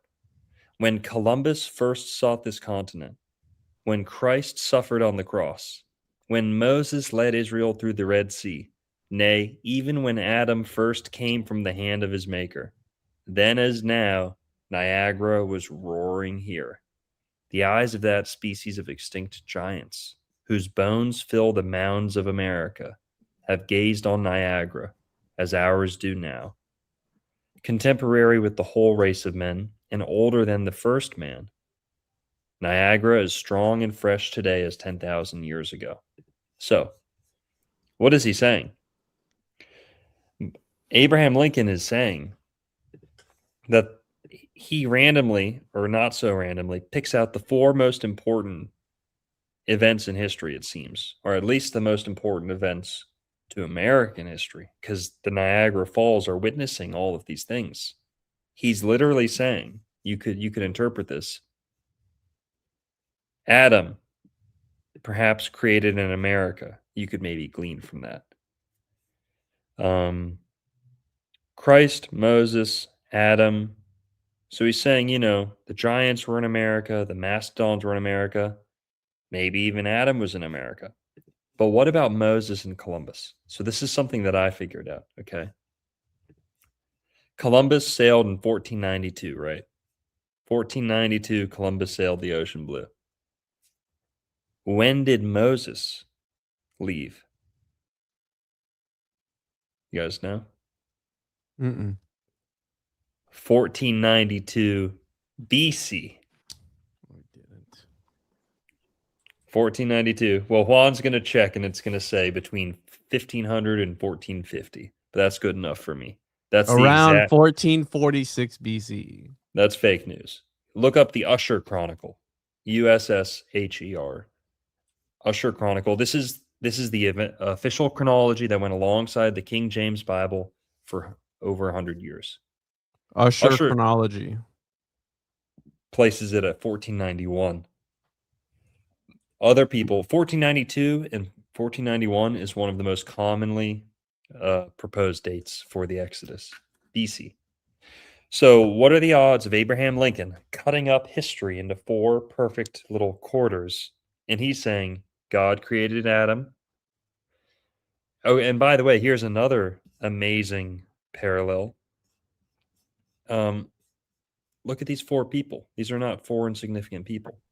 Abraham Lincoln is almost laying out like a nice Mormon, almost like a cosmology here, like a timeline where he's saying, because we know Adam, Jesus is the new Adam, the second Adam, correct? Yeah. So is Columbus the new Moses? Is Mm. is there a dynamic there? You know, if A is B, then is C D? You know, if B's the new A, or let's see. A, B, C, D. He's basically saying if C is the new A, then D's the new B. There's almost like a formula here, right? And he's equating The code. Moses to Columbus is essentially what's going on. Because there is that inherent relationship between Jesus and Adam. Jesus is the new Adam. I think he might be saying Columbus is the new Moses. What do you guys think? And it's interesting, that right? goes- Because I talked about prophecies earlier, right? And being fulfilled and stuff like that. And what did Columbus also write about? He wrote the book of prophecies. Yeah. Which was about what? I mean, again, he was Jewish. It was about saving the Jews and prophesizing and all that. But again, just another interesting concept of Columbus and prophecies. Mm-hmm. Well, you remember me mentioning this Davidic servant concept. That's a Mormon idea of this end times David, that it's this servant Mhm. figure in Isaiah. The Book of Mormon talks about the Davidic servant as well. And essentially, he is oftentimes compared to Moses, or as in a latter day deliverer who will deliver us from Babylon in the last days. And that's why the book of Isaiah actually uses Moses as a symbol for the Davidic servant in Isaiah chapter 63. So it's interesting because Christopher Columbus is likening himself to this great deliverer of Israel, who they're waiting for, who is the prophet like Moses. All right. And what do you think? The timing there is pretty interesting too. It's like he did. There is like he's almost like making a cross out of history here. You know, there's like if Adam was 0 BC and Jesus is 0 AD, then he's making this nice little cross where it's like Adam, Moses, Jesus, Columbus, and that they mirror each other in these great ways. Sorry, pretty interesting. So Lincoln was a giant truther. Lincoln was a mastodon truther. We already know that. And here he is giving some more proto-Mormon gravy. Well, I mean, do you know about Lincoln taking the Book of Mormon from the Library of Congress? No. So I believe it was when he was running for president, he actually, for a long period of time, and he extended it, checked the Book of Mormon out from the Library of Congress. Now, a lot of people think it's because Joseph Smith, when he died, he was actually a presidential candidate, and he was running on the platform of actually freeing the slaves. And so that may be why Abraham Lincoln was looking into him reading the Book of Mormon. But not only did he check it out, he extended it. So he was late getting it back, and he got an extension on it. Okay. Interesting. Were any other presidents Mormons as well? I don't think so, no. No, I I don't mean, think. unless you count Mitt Romney, but I don't like that guy. Yeah, he's a fake Mormon. So, all right, what else? So we answered where a little bit. Most Mormons point to Mesoamerica, but what you're saying, or maybe not you, but what some people like Wayne May are saying is they're bringing the magnifying glass back to North America. Yeah. And another missing piece of this story that I heard was Joseph Smith pointed to North America. He found the plates in North America. He never said that they traveled, tens of thousands, tens of hundreds of, hang on, tens of thousands of miles from South America to North America. That was not a part of the story. It could be implied or interpreted, but it's kind of stretching it a little bit when he said, in North America, these are the graves of the Nephites, and the Lamanites battled here and the Nephites battled here, and they buried the plates here. So for the whole thing to just kind of shift from South America, to me, that's the hardest to believe part. And so many people scoff at Mormonism, I think, because they're looking at the Aztecs and the Maya, and they're trying to put the Book of Mormon on top of that. They're trying to say that Mayans are a lost tribe of Israel. Yeah, what's here in North America, though, is so much more. So, for example, some of the anachronisms we already covered. Horses have never been in South America. They just never have. They never were. There's no evidence of the horse in South America. And Central America, very, very limited, if none. So the horse was in North America. That's if someone believes in it and they have to choose between North or South America, that's smoking gun evidence that it had to be the North. Oh, yeah. And here's another thing. So you'll see a lot of this Mesoamerican Book of Mormon artwork, and they make so many excuses where it's like, oh, well, it says that they had armor. It says they had breastplates in the Book of Mormon, like actual physical armor. And they'll try and point to like these flimsy, like leather things that some of the Mayans were wearing and be like, oh, well, it doesn't necessarily mean it was this or that. Then we find actual copper and iron breastplates in North America in the Indian mounds. Mm-hmm. Yeah. So that's another good point. So armor, let's focus on that for a sec. There's metallurgy, helmets, breastplates, like you said. Is there any evidence of that in the Americas? Off the bat. Yeah, off the bat. Well, go ahead. Let me see if I can pull up some.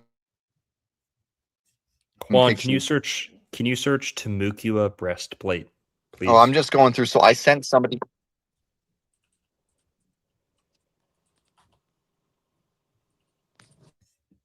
Yeah, there you go. Oops. So I don't know if you'll be able to get this. I'm sending this to your phone. Okay. Go to images, Juan. So I don't know if you'll be able to pull it up on the computer.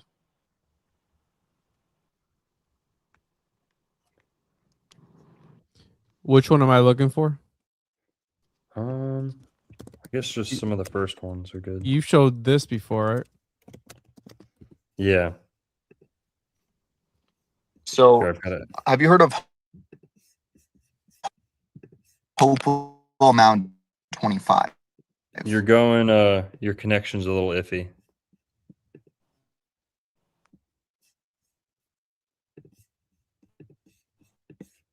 Yeah, you're breaking up there pretty bad. So I'm about to send you this picture to your found, they found iron and copper breastplates as well as axes. And I have a photograph. Okay. You know? Yeah, it looks like the little statue that you've shown us before. Yeah, we So, can, you know, so I've got one better. So, can you see my text message at all? What I sent you? let me see. I don't know if you'll be able to pull that up on screen, but If you there's send it in the private chat, Yeah. I can pull it Here, up. I'm pulling it up. Give me 1 sec. I'll pull it up. And so the Hopewell breastplates are actually like a lot of them are very rectangular and they cover the entire torso. And I've seen some of these in Ohio that they have copper breastplates. Now, in this specific mound, they found iron ones as well. And so the excuse that's made because they didn't have any metallurgy is that it was meteorite iron and that they hammered it into the shape of a breastplate, which, in my opinion, would probably take a lot longer than just learning how to smelt it. Um, Especially with the precision that these sort of breastplates had and the purity. And that's why they say it had to come from meteorites because it was so pure and refined that it had to come from outer space, Right. right? It's like to these people making these excuses, it's more likely that literal metal came down from outer space in meteorites to create these breastplates that the Smithsonian has found, that they admit they found in Native American mounds, than that they just had metallurgy. Mm-hmm. And you know, the Florida Indians were I don't know if smelting is the right word, but they were working with copper, not just in a raw or cold state, but they were heating it up, working with it. They could they would make little, you know, molds in the sand. They'd make a pile of sand and they'd Oh make yeah. molds in the sand and pour liquid copper Oh, onto it. are So you are you familiar with the Bronze Age connection to the Michigan copper mines? so yes, the theory that the Phoenicians and other people were mining lots of copper out of the Yes. Americas. Yep. That Just it's because of disappeared. yeah, because the sheer amount because so there are these copper mines that they admit that the Hopewell Indians were mining copper, Yeah. right? They admit that. They fully admit it. And there is so much copper that's missing that's unaccounted for. And then when we look at the Bronze Age, there's all this bronze armor and stuff that again, they don't know where it came from. That there's a theory that there were people going to the Americas to mine the copper because the Michigan Lake copper is the most pure copper in the world. Yeah. Whoa. Yeah, and there's all these mines and there's like very little evidence of a culture who is living there and using it all. It seems like they may have just been shipping it all out. But also so here, what we're looking at here is a Legitimate, but I copper. think it's This is a copper plate made by the Native Americans in Florida. Look at how intricate these are. This is the size of a dinner plate, roughly, or like a sheet of paper. Um, look how intricate these are. You think Native Americans were just rolling out of bed in their teepee and just hunting blood and, you know, hunting deer, having blood run down their hands, and then there's like, oh yeah, I'm gonna go make something. All right, ma, pa, see you later. I'm gonna go work on my art. And then they make stuff like this. I don't think so. I don't think this is savage artwork. This is sophisticated. I mean, who taught these guys geometry? Who, like, what even is this? It's like sound waves, it looks like. What do they say that is, Longo? What exactly is that? They're Native American, you know, copper artifacts. So they just call them copper plates. And all the Mississippians made these, so that includes Hopewell as well. can you search for the some Hopewell copper breastplates and helmets? Okay.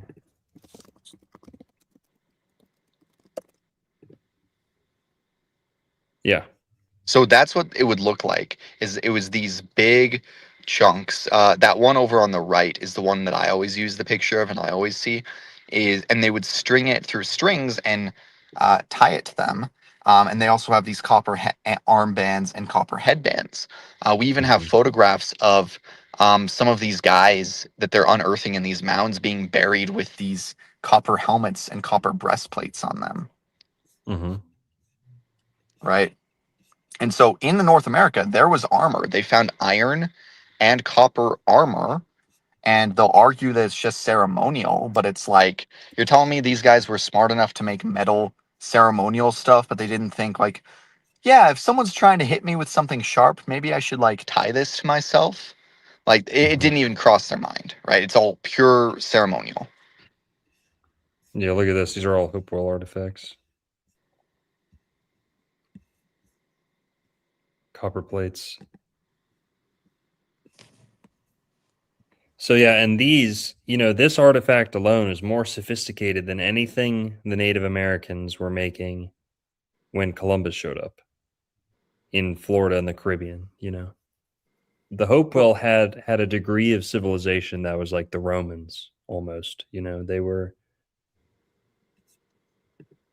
Well, Go ahead. it would make sense, right, that the victor writes history, and it would make a lot more sense and a better case for, Columbus and all these conquistadors to come back and be like, hey, they were savages. Here we are introducing them to the church or introducing them to all these other things. Meanwhile, they were highly sophisticated and technologically advanced people that could do a lot more than what was being portrayed. And I mean, we see that time and time again where they change up history to fit their narrative. And I think, in my opinion, if they painted this savagery in this picture, these people who were just, how you're saying, living in these huts and not doing anything all day, that would make a better case for them to keep exploring and keep funding these operations. Because deep down inside, I know that they felt like they were doing something good, right? When they were giving, these indigenous people all these sheets, right, to keep warm. Meanwhile, they were spreading all these diseases to them and killing them all. Yeah, well, hang on. Well, that's kind of fake news, okay? Just so you know, if I'm not mistaken, syphilis comes from America. So the whole thing about diseases, it went both ways. It really went both ways. Syphilis has killed millions of people, and syphilis came from America.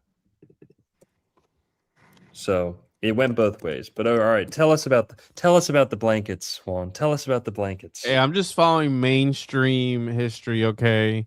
That's what that's what they told me, and I'm just saying that again, trying to make a case for them obscuring history and changing it up. Yeah. And the evidence, and this is the evidence that we found, right?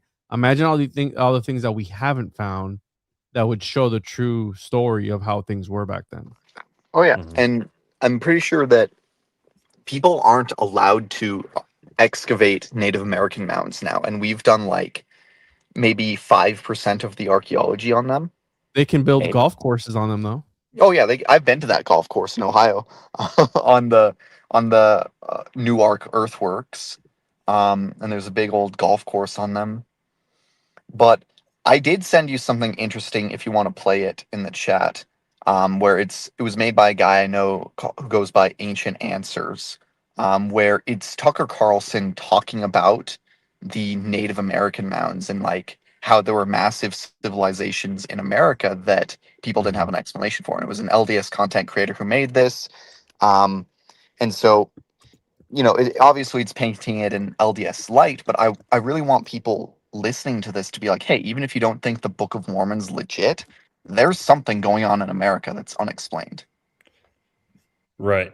Now that reminds me of Glenn Beck famously turned Mormon. He had almost like a meltdown on TV where he was showing all this Mormon evidence. I don't think he was in the church yet, but he was like, Yeah. "Hey, why isn't everyone talking about this? There's Hebrew measurements and Egyptian, Hebrew, Middle Eastern measurements, Oh, I units have of that measurement." video I can send you too.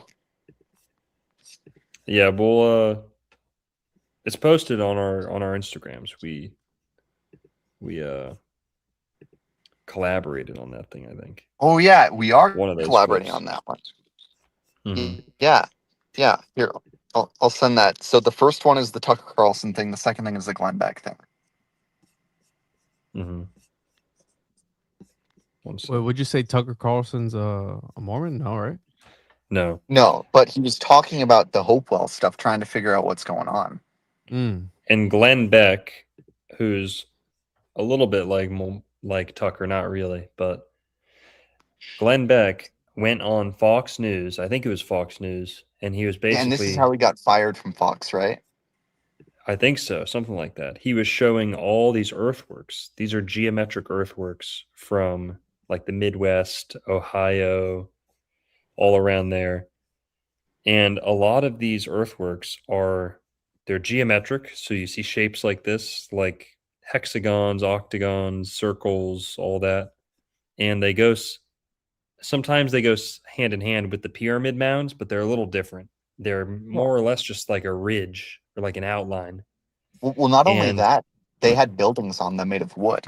So they found Mhm. the remains of wooden buildings on these things, and they found buried timbers in the 1900s. And then I'm going to find the exact verse of this, but in the Book of Mormon, it describes them building by heaping up earth and putting timbers on top of it. Yeah, and one of the greatest things that I heard Wayne May say that was just totally like hooked me. Wayne May said, he was kind of asking the question or being asked, why don't the Native Americans build with stone? Why don't they build like the Aztec or the Maya? And guys, we got 500 people in the chat. Thanks everyone for tuning in. Talking Mormon gravy. So good to see you if you're just joining us. But all right, these earthworks all over America, many of them, they call them earthworks because they're not necessarily mounds. Many of them are just outlines in the landscape. And what's funny is that they often use Middle Eastern units of measurement. So Hebrew, Egyptian, Greek, I forget what the unit is called, but one of them is like 606 feet, 606 feet. And so that unit of measurement is used a ton all over these earthworks. So who's to call the Mormons crazy when they're the only people stepping up to the plate with an explanation for how these things got to America? And like Juan said, they're building golf courses on top of these things. They're just Oh, dude, uh, Henry Flagler and all these guys and Henry Plant, they were mowing through them when they were putting down the railroad tracks. I mean, there's stories about them throwing the bones around and taking them as souvenirs. So, Yep. how I said, imagine all the ones that we haven't seen. And even though, right, let's say you can say what you want to say about Mormonism and Joseph Smith, but let's say he did guess about all this, right? Let's say he did take a wild guess and was like, hey, I just want to write a story about the Americas. He tapped into something that might be legitimate, right? Where there could have been all these civilizations and people here already in the Americas, and it could have been right the actual. I know we've talked about the Fertile Crescent, but the birthplace of civilization, right? I mean, he was tapping into something that can be appreciated as far as you can appreciate. He was thinking outside the box and presenting something that could have been a possibility, and that's what I Mhm. appreciate about it. So Yeah. here's something interesting I'd like you to look up. So can you look up Hopewell mounds with timbers on top of them? Yeah, I've So seen a they lot have of some, those, like yeah. So the walled cities. yeah, so they were on a lot of these mounds. They were actually building, and they didn't discover this until the 1900s, long after the Book of Mormon was made, right? Um, but Mhm. they have some. So that down there, that photograph is a recreate. So in the bottom left-hand corner, I believe that's a recreation of what it once looked like, and they restored it to have. Or is that just an artwork? Okay, so they have artwork, but they have ones that they've restored. Um, Mhm. and that is what the Hopewell Mounds looked like. Was they had these wooden structures, and they found the timbers. They found the remains of the wooden structures, but it wasn't until the 1900s. Now, in the Book of Mormon, in Alma chapter 50, verses 1 through 3, it says, "And it came to pass that Moroni did not stop making prepper." Actually, can you hear me still? Yeah. Yes. Okay, because when I get out of it, sometimes lags. "It came to pass that Moroni did not stop making preparations for war. He caused that his army should commence the commencement of the 20th year of the reign of the judges, and that they should commence the digging up of heaps of earth round about all the cities, throughout all the land which was possessed by the Nephites. And upon the top of these ridges of earth he caused that there should be timbers, yea, works of timber built up to the height of a man round about the cities. And he caused that upon the works of timbers there should be a frame of pickets built upon the timbers round about, that they were strong and high." Mm. So So that's yeah, the description in the Book of Mormon. And then about 100 years later, they find out that these piles of dirt that they were finding the Native Americans in actually had timbers and walls like that on top of them. yeah. So and we kind of brushed over this. The Hopewell is a Native American culture that, if we had to pick one, would probably be the Book of Mormon culture. The Nephites are one of those groups. The Hopewell fit the timeline for the Book of Mormon. They fit geographically. All these earthworks were by the Hopewell, or by their neighbors or predecessors or ancestors. And this is like the North American Aztec or the North American Maya.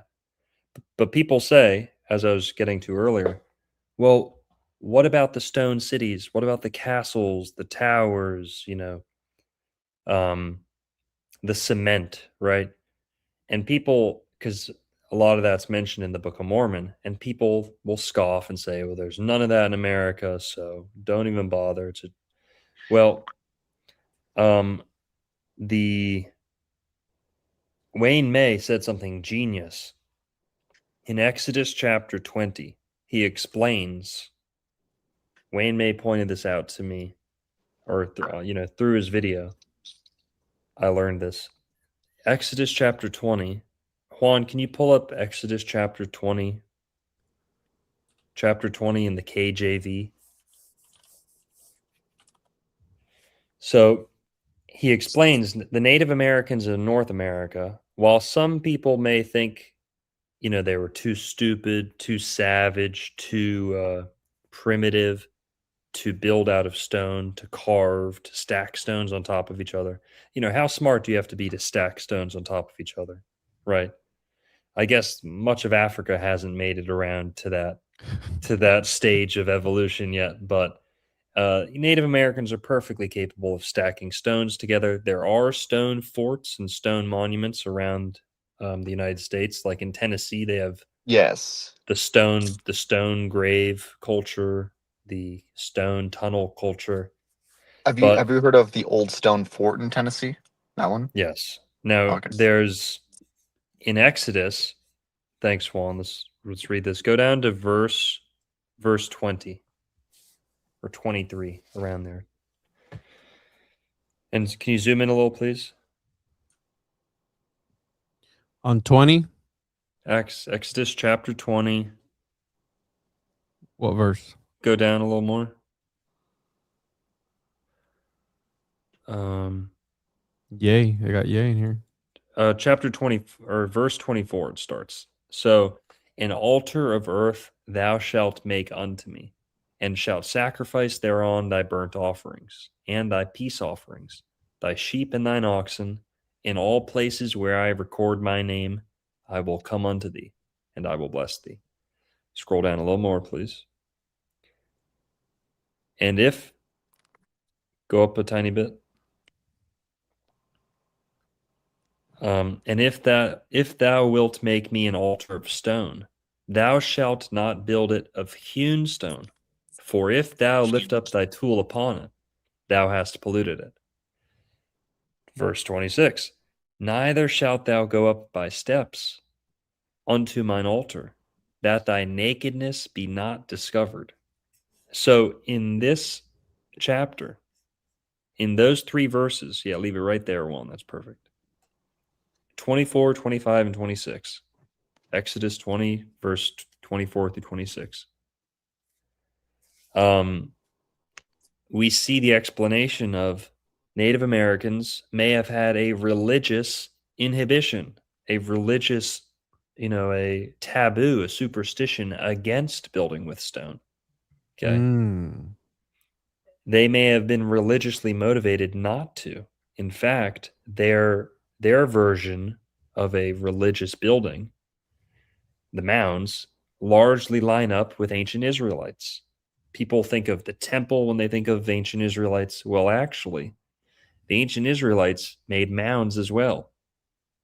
They made mounds, and if you don't believe me, look up in Jerusalem, there's 20 mounds in downtown Jerusalem. 20 mounds, one for each king, in a certain time span in the Bible. There's 20 kings and there's 20 mounds in Jerusalem, one for each ruler. That's largely what was happening in Native America. So in Exodus right there, we see that they preferred building earth mounds to stone ones because they're following the laws of Moses. And then they don't carve stone. If they do build with stone, it's cobbled, or it's cement, or it's concrete, or something soft. It's not hewn stone. Hewn stone is like cutting granite out of a mountainside, not very renewable, right? So, whereas if you cast stone or cobble it, this is another thing, the British Israelism and European Israelism.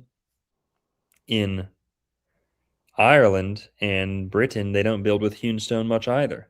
And there's a lot of theories about the Israelites moving to Northern Europe and the British Isles. So there's not much hewn stone there either. And people would say, the Celts are primitive. The Celtic people are primitive because they don't have any stone temples and stuff like that. Well, not necessarily. Maybe a religious thing. And then no stairs because you don't want them to see up your skirt or your tunic when you're going up to the top. So ancient Israelites always used a ramp instead of stairs. Ancient Israelites never used pyramids, ever. It's all the other cultures who use pyramids. So that's another thing Wayne May pointed out. The Aztec and the Maya, if anything, we have smoking gun evidence they weren't Israelites because they build with this stone, the pyramids, the steps, the stairs. It's all against the laws of Moses. Oh yeah, and here's a few things on that. So, for one, when you're talking about Israelites going to Europe, that's actually an old Mormon belief that's not taught anymore.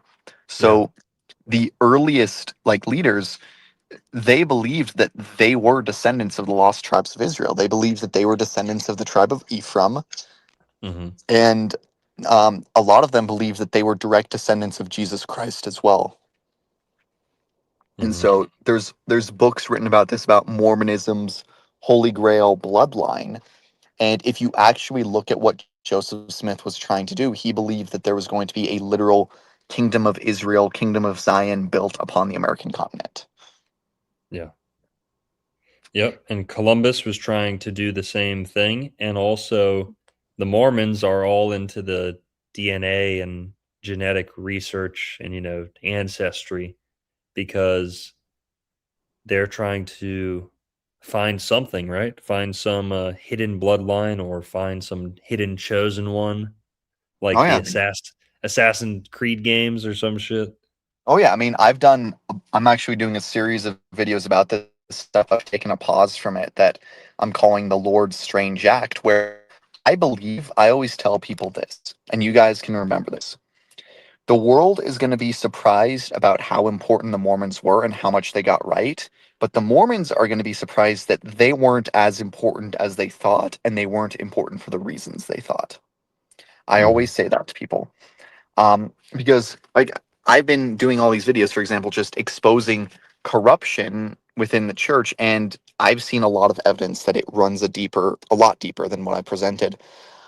But I believe that this is in the Doctrine and Covenants. The reason why the LDS Church was established was literally to make a bunch of money and gather resources So when the time comes that America is like on the brink of collapse, this new nation of Zion can come. Whenever he starts Right. talking about that stuff, he breaks up, right? Was I breaking Yeah. up from it? We heard most of it, but yeah, your connection's a little iffy. That's all right. We're gonna wrap up here in a sec anyway. Juan, anything we should cover before we? Any questions you really want to ask before we wrap it up? No, I think I covered most of the questions. One of the questions that I don't know if I asked him or not was if there was anything how right, not saying that the Bible's more valid. What I asked you earlier, the Bible being more valid because there's older records of it. Is there anything older than what's been presented for the Book of Mormons that would validate it even more? I know he mentioned the Book of Isaiah and all these different things, but is there anything else aside from that? So two big things I would say is one, the Deuteronomist reforms, and two, um, Mulek. So I don't remember all the details of this, but this name Mulek that shows up in the Book of Mormon, right?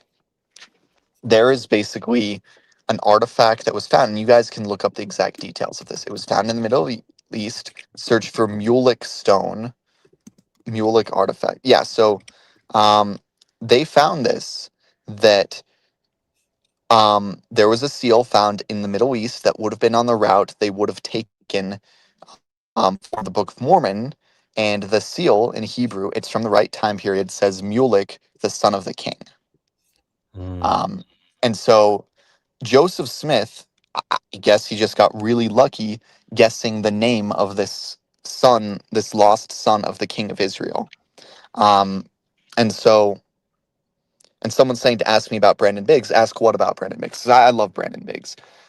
And second, so the Deuteronomist reforms was a theological thing that happened that wasn't known in Joseph Smith's time. And essentially, the majority of biblical scholars agree that around 600 BC, which is when the start of the Book of Mormon takes place, there were heavy edits to a lot of the Old Testament. In fact, we can tell that there are edits to the Old Testament based on the fact that there are distinct textual voices, right? So there are points in Jeremiah, for example, where you can tell it's not Jeremiah talking. There is a different speaker who's using a much later linguistic. Um, and so scholars now sort of have tried to recreate the original religion of Israelites. A lot of them argue that it was something more pagan, but there's a Methodist woman named Margaret Barker. And what she has done her entire study on is she's arguing that Christianity actually came from this original Israelite religion. Okay? That so Jehovah was seen as the visible God, right? The God of Israel, but he was also seen as the son of the Most High God, who is unseen, called El or El Elyon.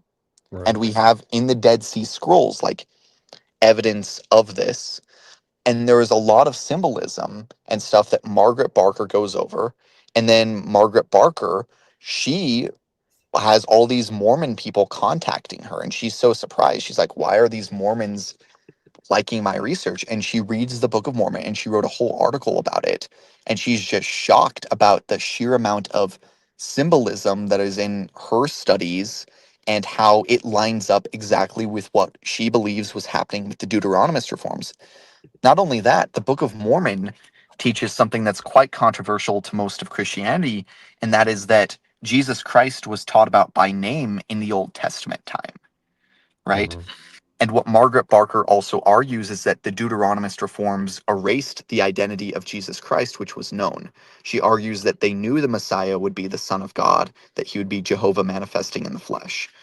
And she argues that the Book of Mormon is consistent in showing that, and that's actually what we see. We see Lehi is being like they're threatening to stone him, and he has to flee Jerusalem because he's teaching that the Messiah is going to be the Son of God, and they call him blasphemous for that. And then we go to the New Testament. And what does Jesus tell the Pharisees? He tells them that their fathers, their ancestors, killed and stoned all the prophets who said he was coming. Now, where do you see any prophets in the Old Testament stoned for prophesying that Jesus is going to come. You don't see that. It doesn't happen. And Mhm. it's because Christ has actually seemingly been written out of the Old Testament to some extent. All right, And that's why hang on. All right, I gotta correct you the second time you do it. Do you always say actually? Actually? maybe, I don't know. It's just, I'm just teasing. But you did it twice. So not sorry. But, so for example, sorry, I'm just kind of parched. And the only water in my car is hot because it's been out here all day. Where was I? So, editing Christ out of the Old Testament. We see Yeah. very specific prophecies in the Old Testament. For example, Zechariah 12. They will look upon his body whom they've pierced. And it's Jehovah talking. They will look upon my body. This is God of Israel, saying that the Jews are going to look at his body, who they've pierced, and mourn for him. We have Isaiah chapter 63. In his in their affliction, he was afflicted, yet they and the angel of his presence saved them. Okay, here, tell us about this. We don't have too much time. How about Jesus coming to America? What's the deal with that? Well, after the crucifixion, um, essentially, Christ says in the Bible, "Other sheep I have that are not of this fold; to them I must visit also." Now, Paul makes it very clear that Christ never came to the Gentiles. So the common assumption is that the other sheep are the Gentiles, right? But Paul makes it clear Christ didn't come to the Gentiles. Um, and then he comes to the people in the Book of Mormon and says, "You are the other sheep." And he also tells them this. And still, there are other sheep that you know not of either. So he says that there are other lost tribes of Israel that he's going to visit. And we have, for example, the Orthodox Church, that there's a tradition that he came to people in Russia after his resurrection, right? Yes. Um, Now, Juan, Yeah. you were scoffing at that earlier. Yeah, no, I was. Explain that for us. Don't worry. You're not going to hurt anyone's feelings, but that sounds ridiculous to most people, right? Juan? Yeah, no, no. Like I said, dude, I respect it, right? It just when you said it, it sounded kind of ludicrous. You know, I didn't mean any disrespect by it, but yeah, I did scoff at it earlier. well, here's an interesting thing as well. So I've done videos on this topic as well. Um, how familiar are you guys with the Book of Revelation? Well, here we can't spend too much time on it, but I want to prove two things. Okay. Okay. We did our best to kind of knock down some of these errors and anachronisms and things that surely couldn't have been that way. You know, oh, surely that's ridiculous. Well, Jesus coming to America. The Mormons are not the only ones who believe that. So here, I have an article. This story has been told in a couple different places, but this article is called "Folk Tales of the Florida Seminole" by Robert F. Greenlee. So Reverend Clay Macaulay visited the Seminoles in the 1800s. And here we go. So this is coming from Josie Billy, a Seminole, like wisdom keeper. From Koniphatko, Macaulay learned that Kunti root was a gift from God, that long ago the Great Spirit sent Jesus Christ to earth with the precious plant, and that Jesus had descended upon the world at Cape Florida. I think Cape Florida is over by Key Biscayne, I think. Check that one, see where Cape Florida is. Jesus had descended upon the world at Cape Florida, and there given Kunti to the red men. In reference to this tradition, it is to be remembered that during the 17th century, the Spaniards, blah, blah, blah, he says, oh, they must have heard this from the Spanish. Josie Billy, the son, recounted the following story about the origin of Kunti in 1939. The breath maker, Fisaki Omichi, took 7 men and walked a long way with them. In fact, he traveled down from Georgia to a place a little below Miami. While they rested there, the 7 men became hungry, and the breath maker taught them how to fish. They didn't have anything to eat or drink, so he dug into the ground at a place, not more than 3 feet from the ocean, till water sprang up. Soon the breath maker made it rain and told his companions to go outside. They found the ground covered with little cakes. The next morning, the breath maker made the little cakes sprout roots from their sides.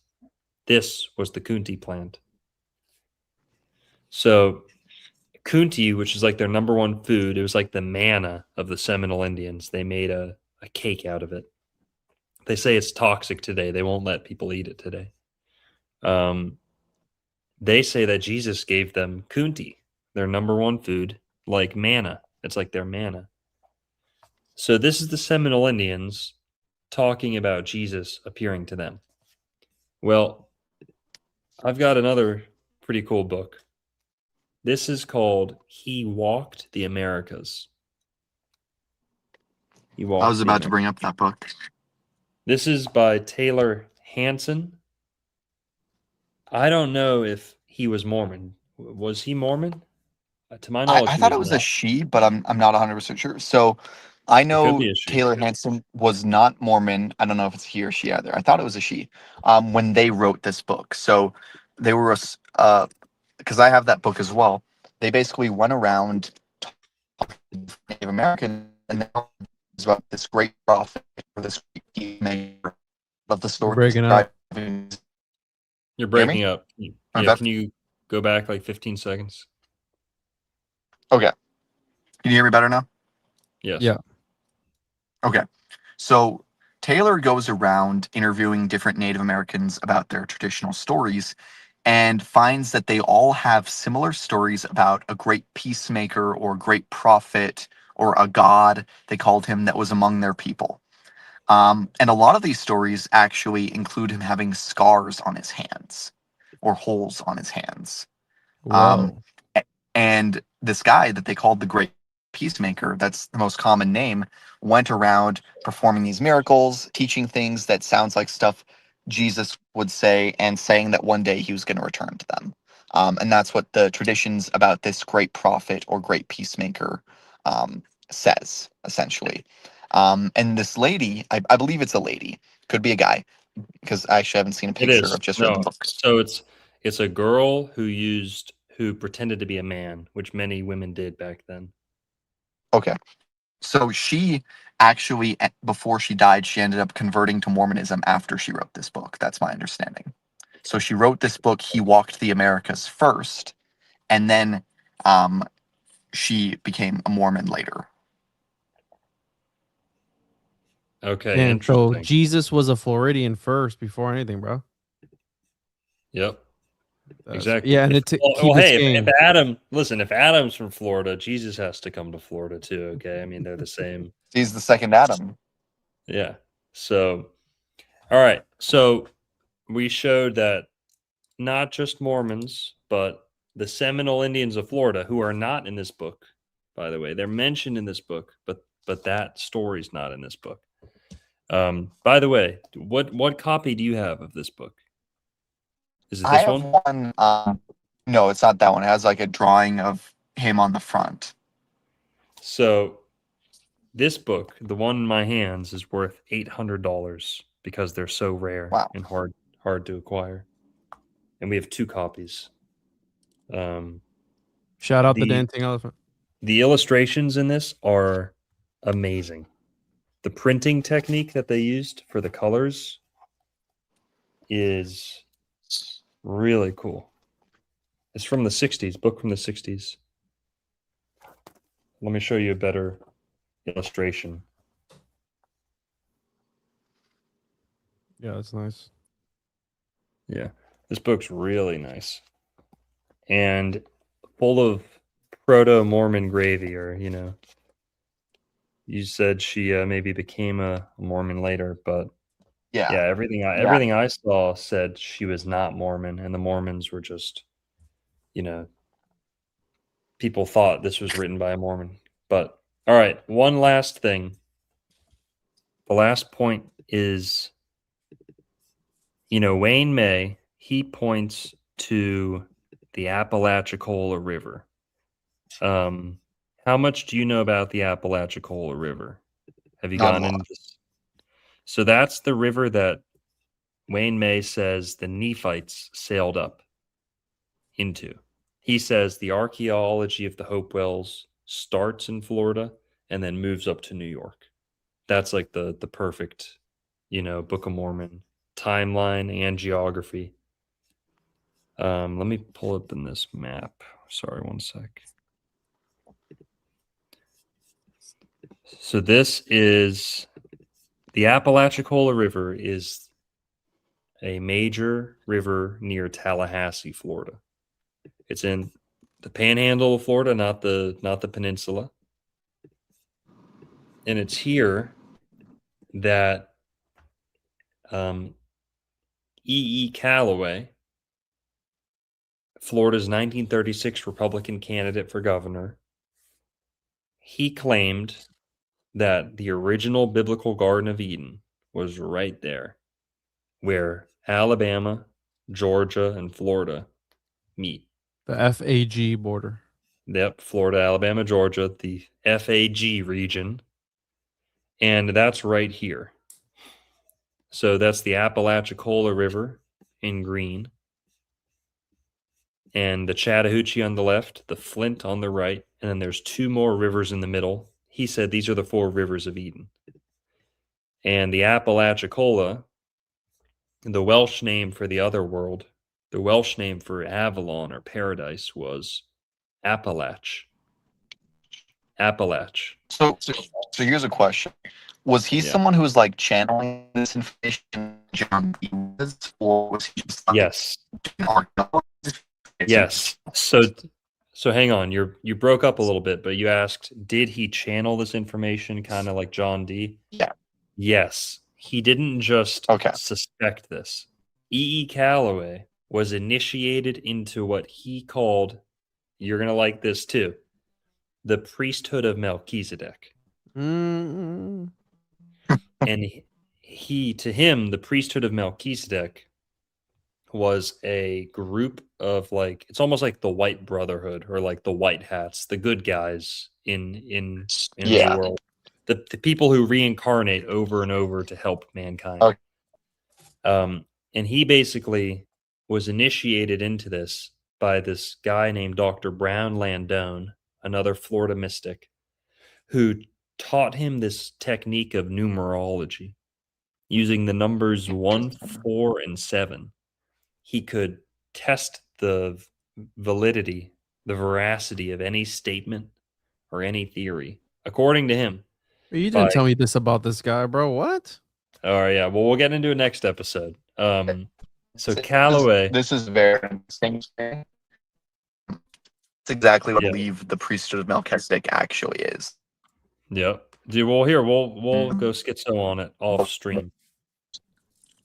Okay. Well, we got to wrap up. We got to wrap up real quick. But Wayne May, with all his research, says this is where the Nephites landed, the Apalachicola River. He's like certain of it.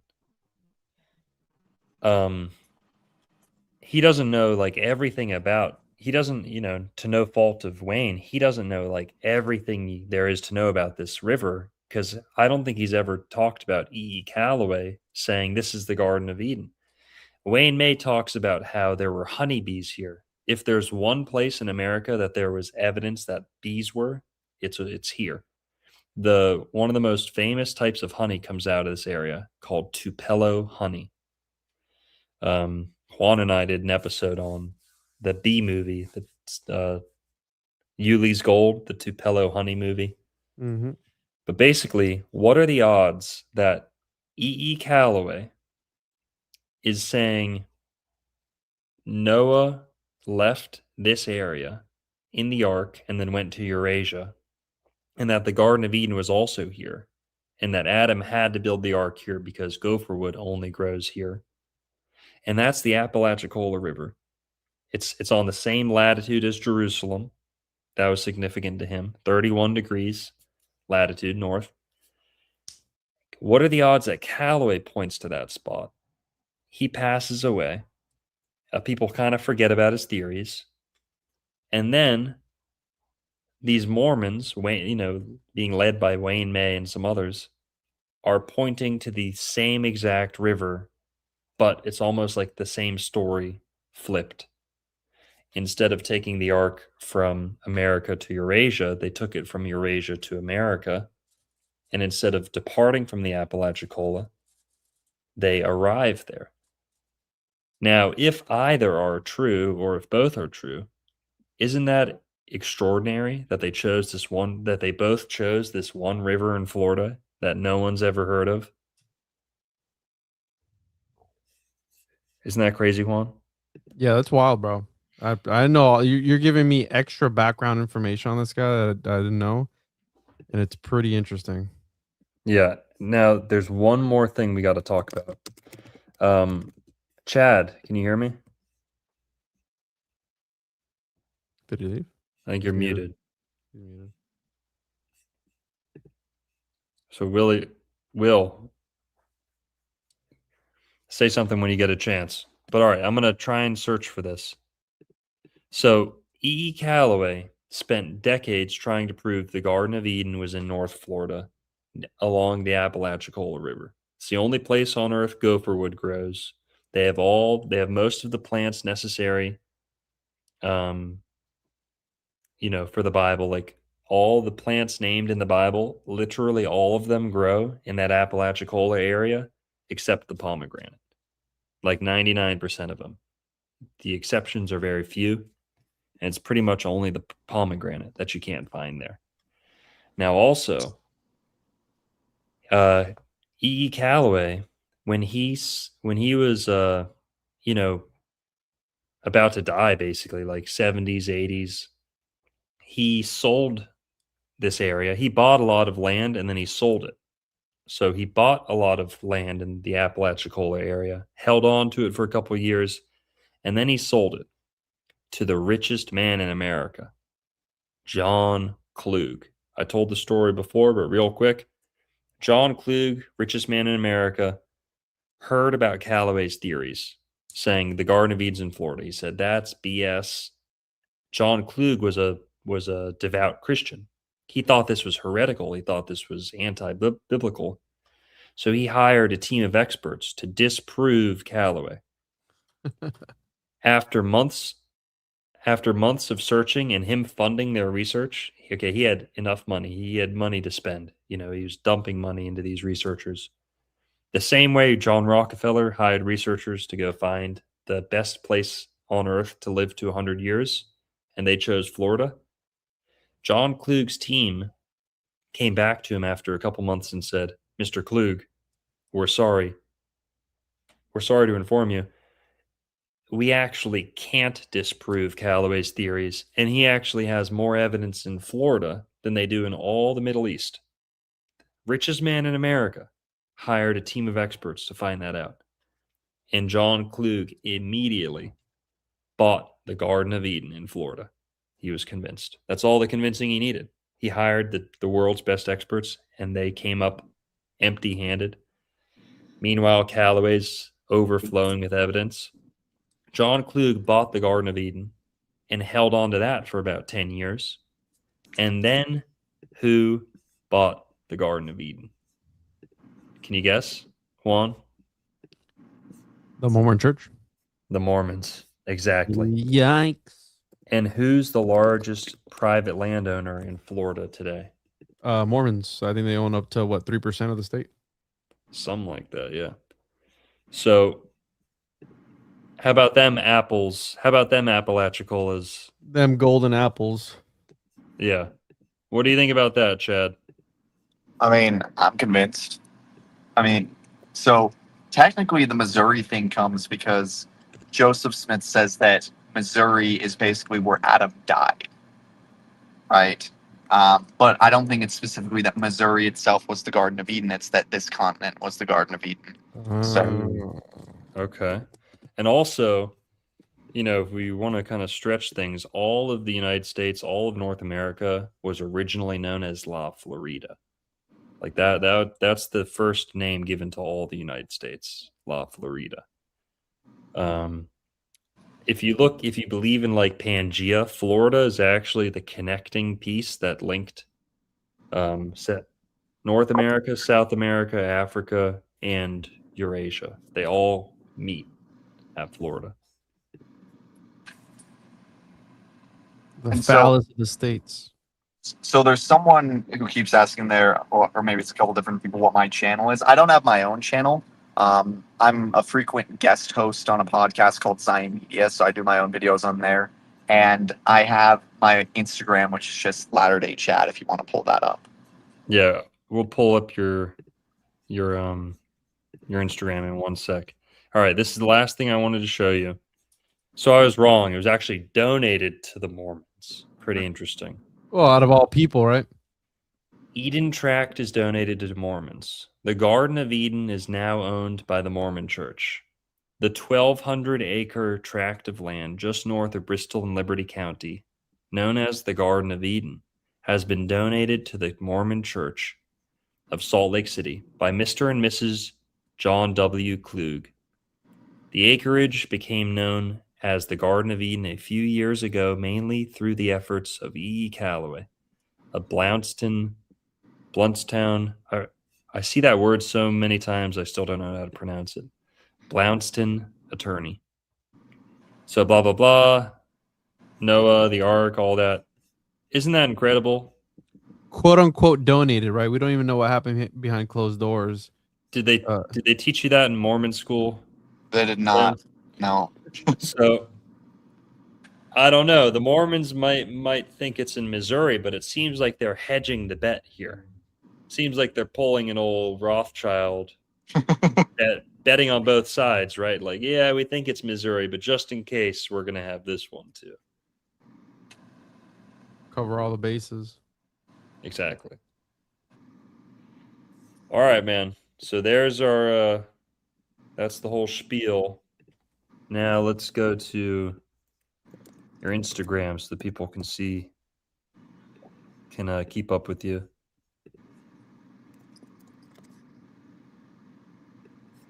Guys, go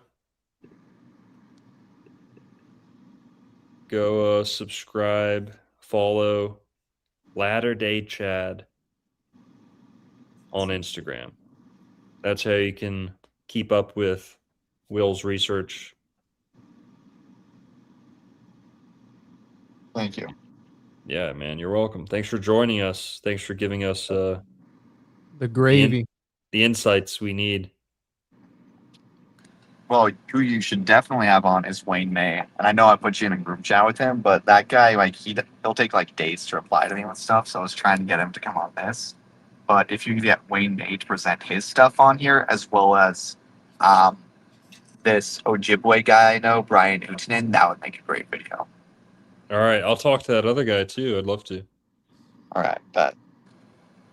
All right, Kroom with 1999 said, "Great content, fellas. Best wishes from the Garden of Eden." That's my friend Kroom, who actually lives between the four rivers over there near Tallahassee. Thanks, Jeff. Bebo Pakoko with $5 says, "Discussion idea. The differences between the gemstones on the Old Testament ephod versus the stones described in Revelation 21." Okay. Yeah, we'll do another show, and I think we're going to have William back at some point to talk about some cool stuff. So guys, go follow Latter Day Chad if you haven't already. And thanks for tuning in. Appreciate you guys. Peace, everyone. See ya.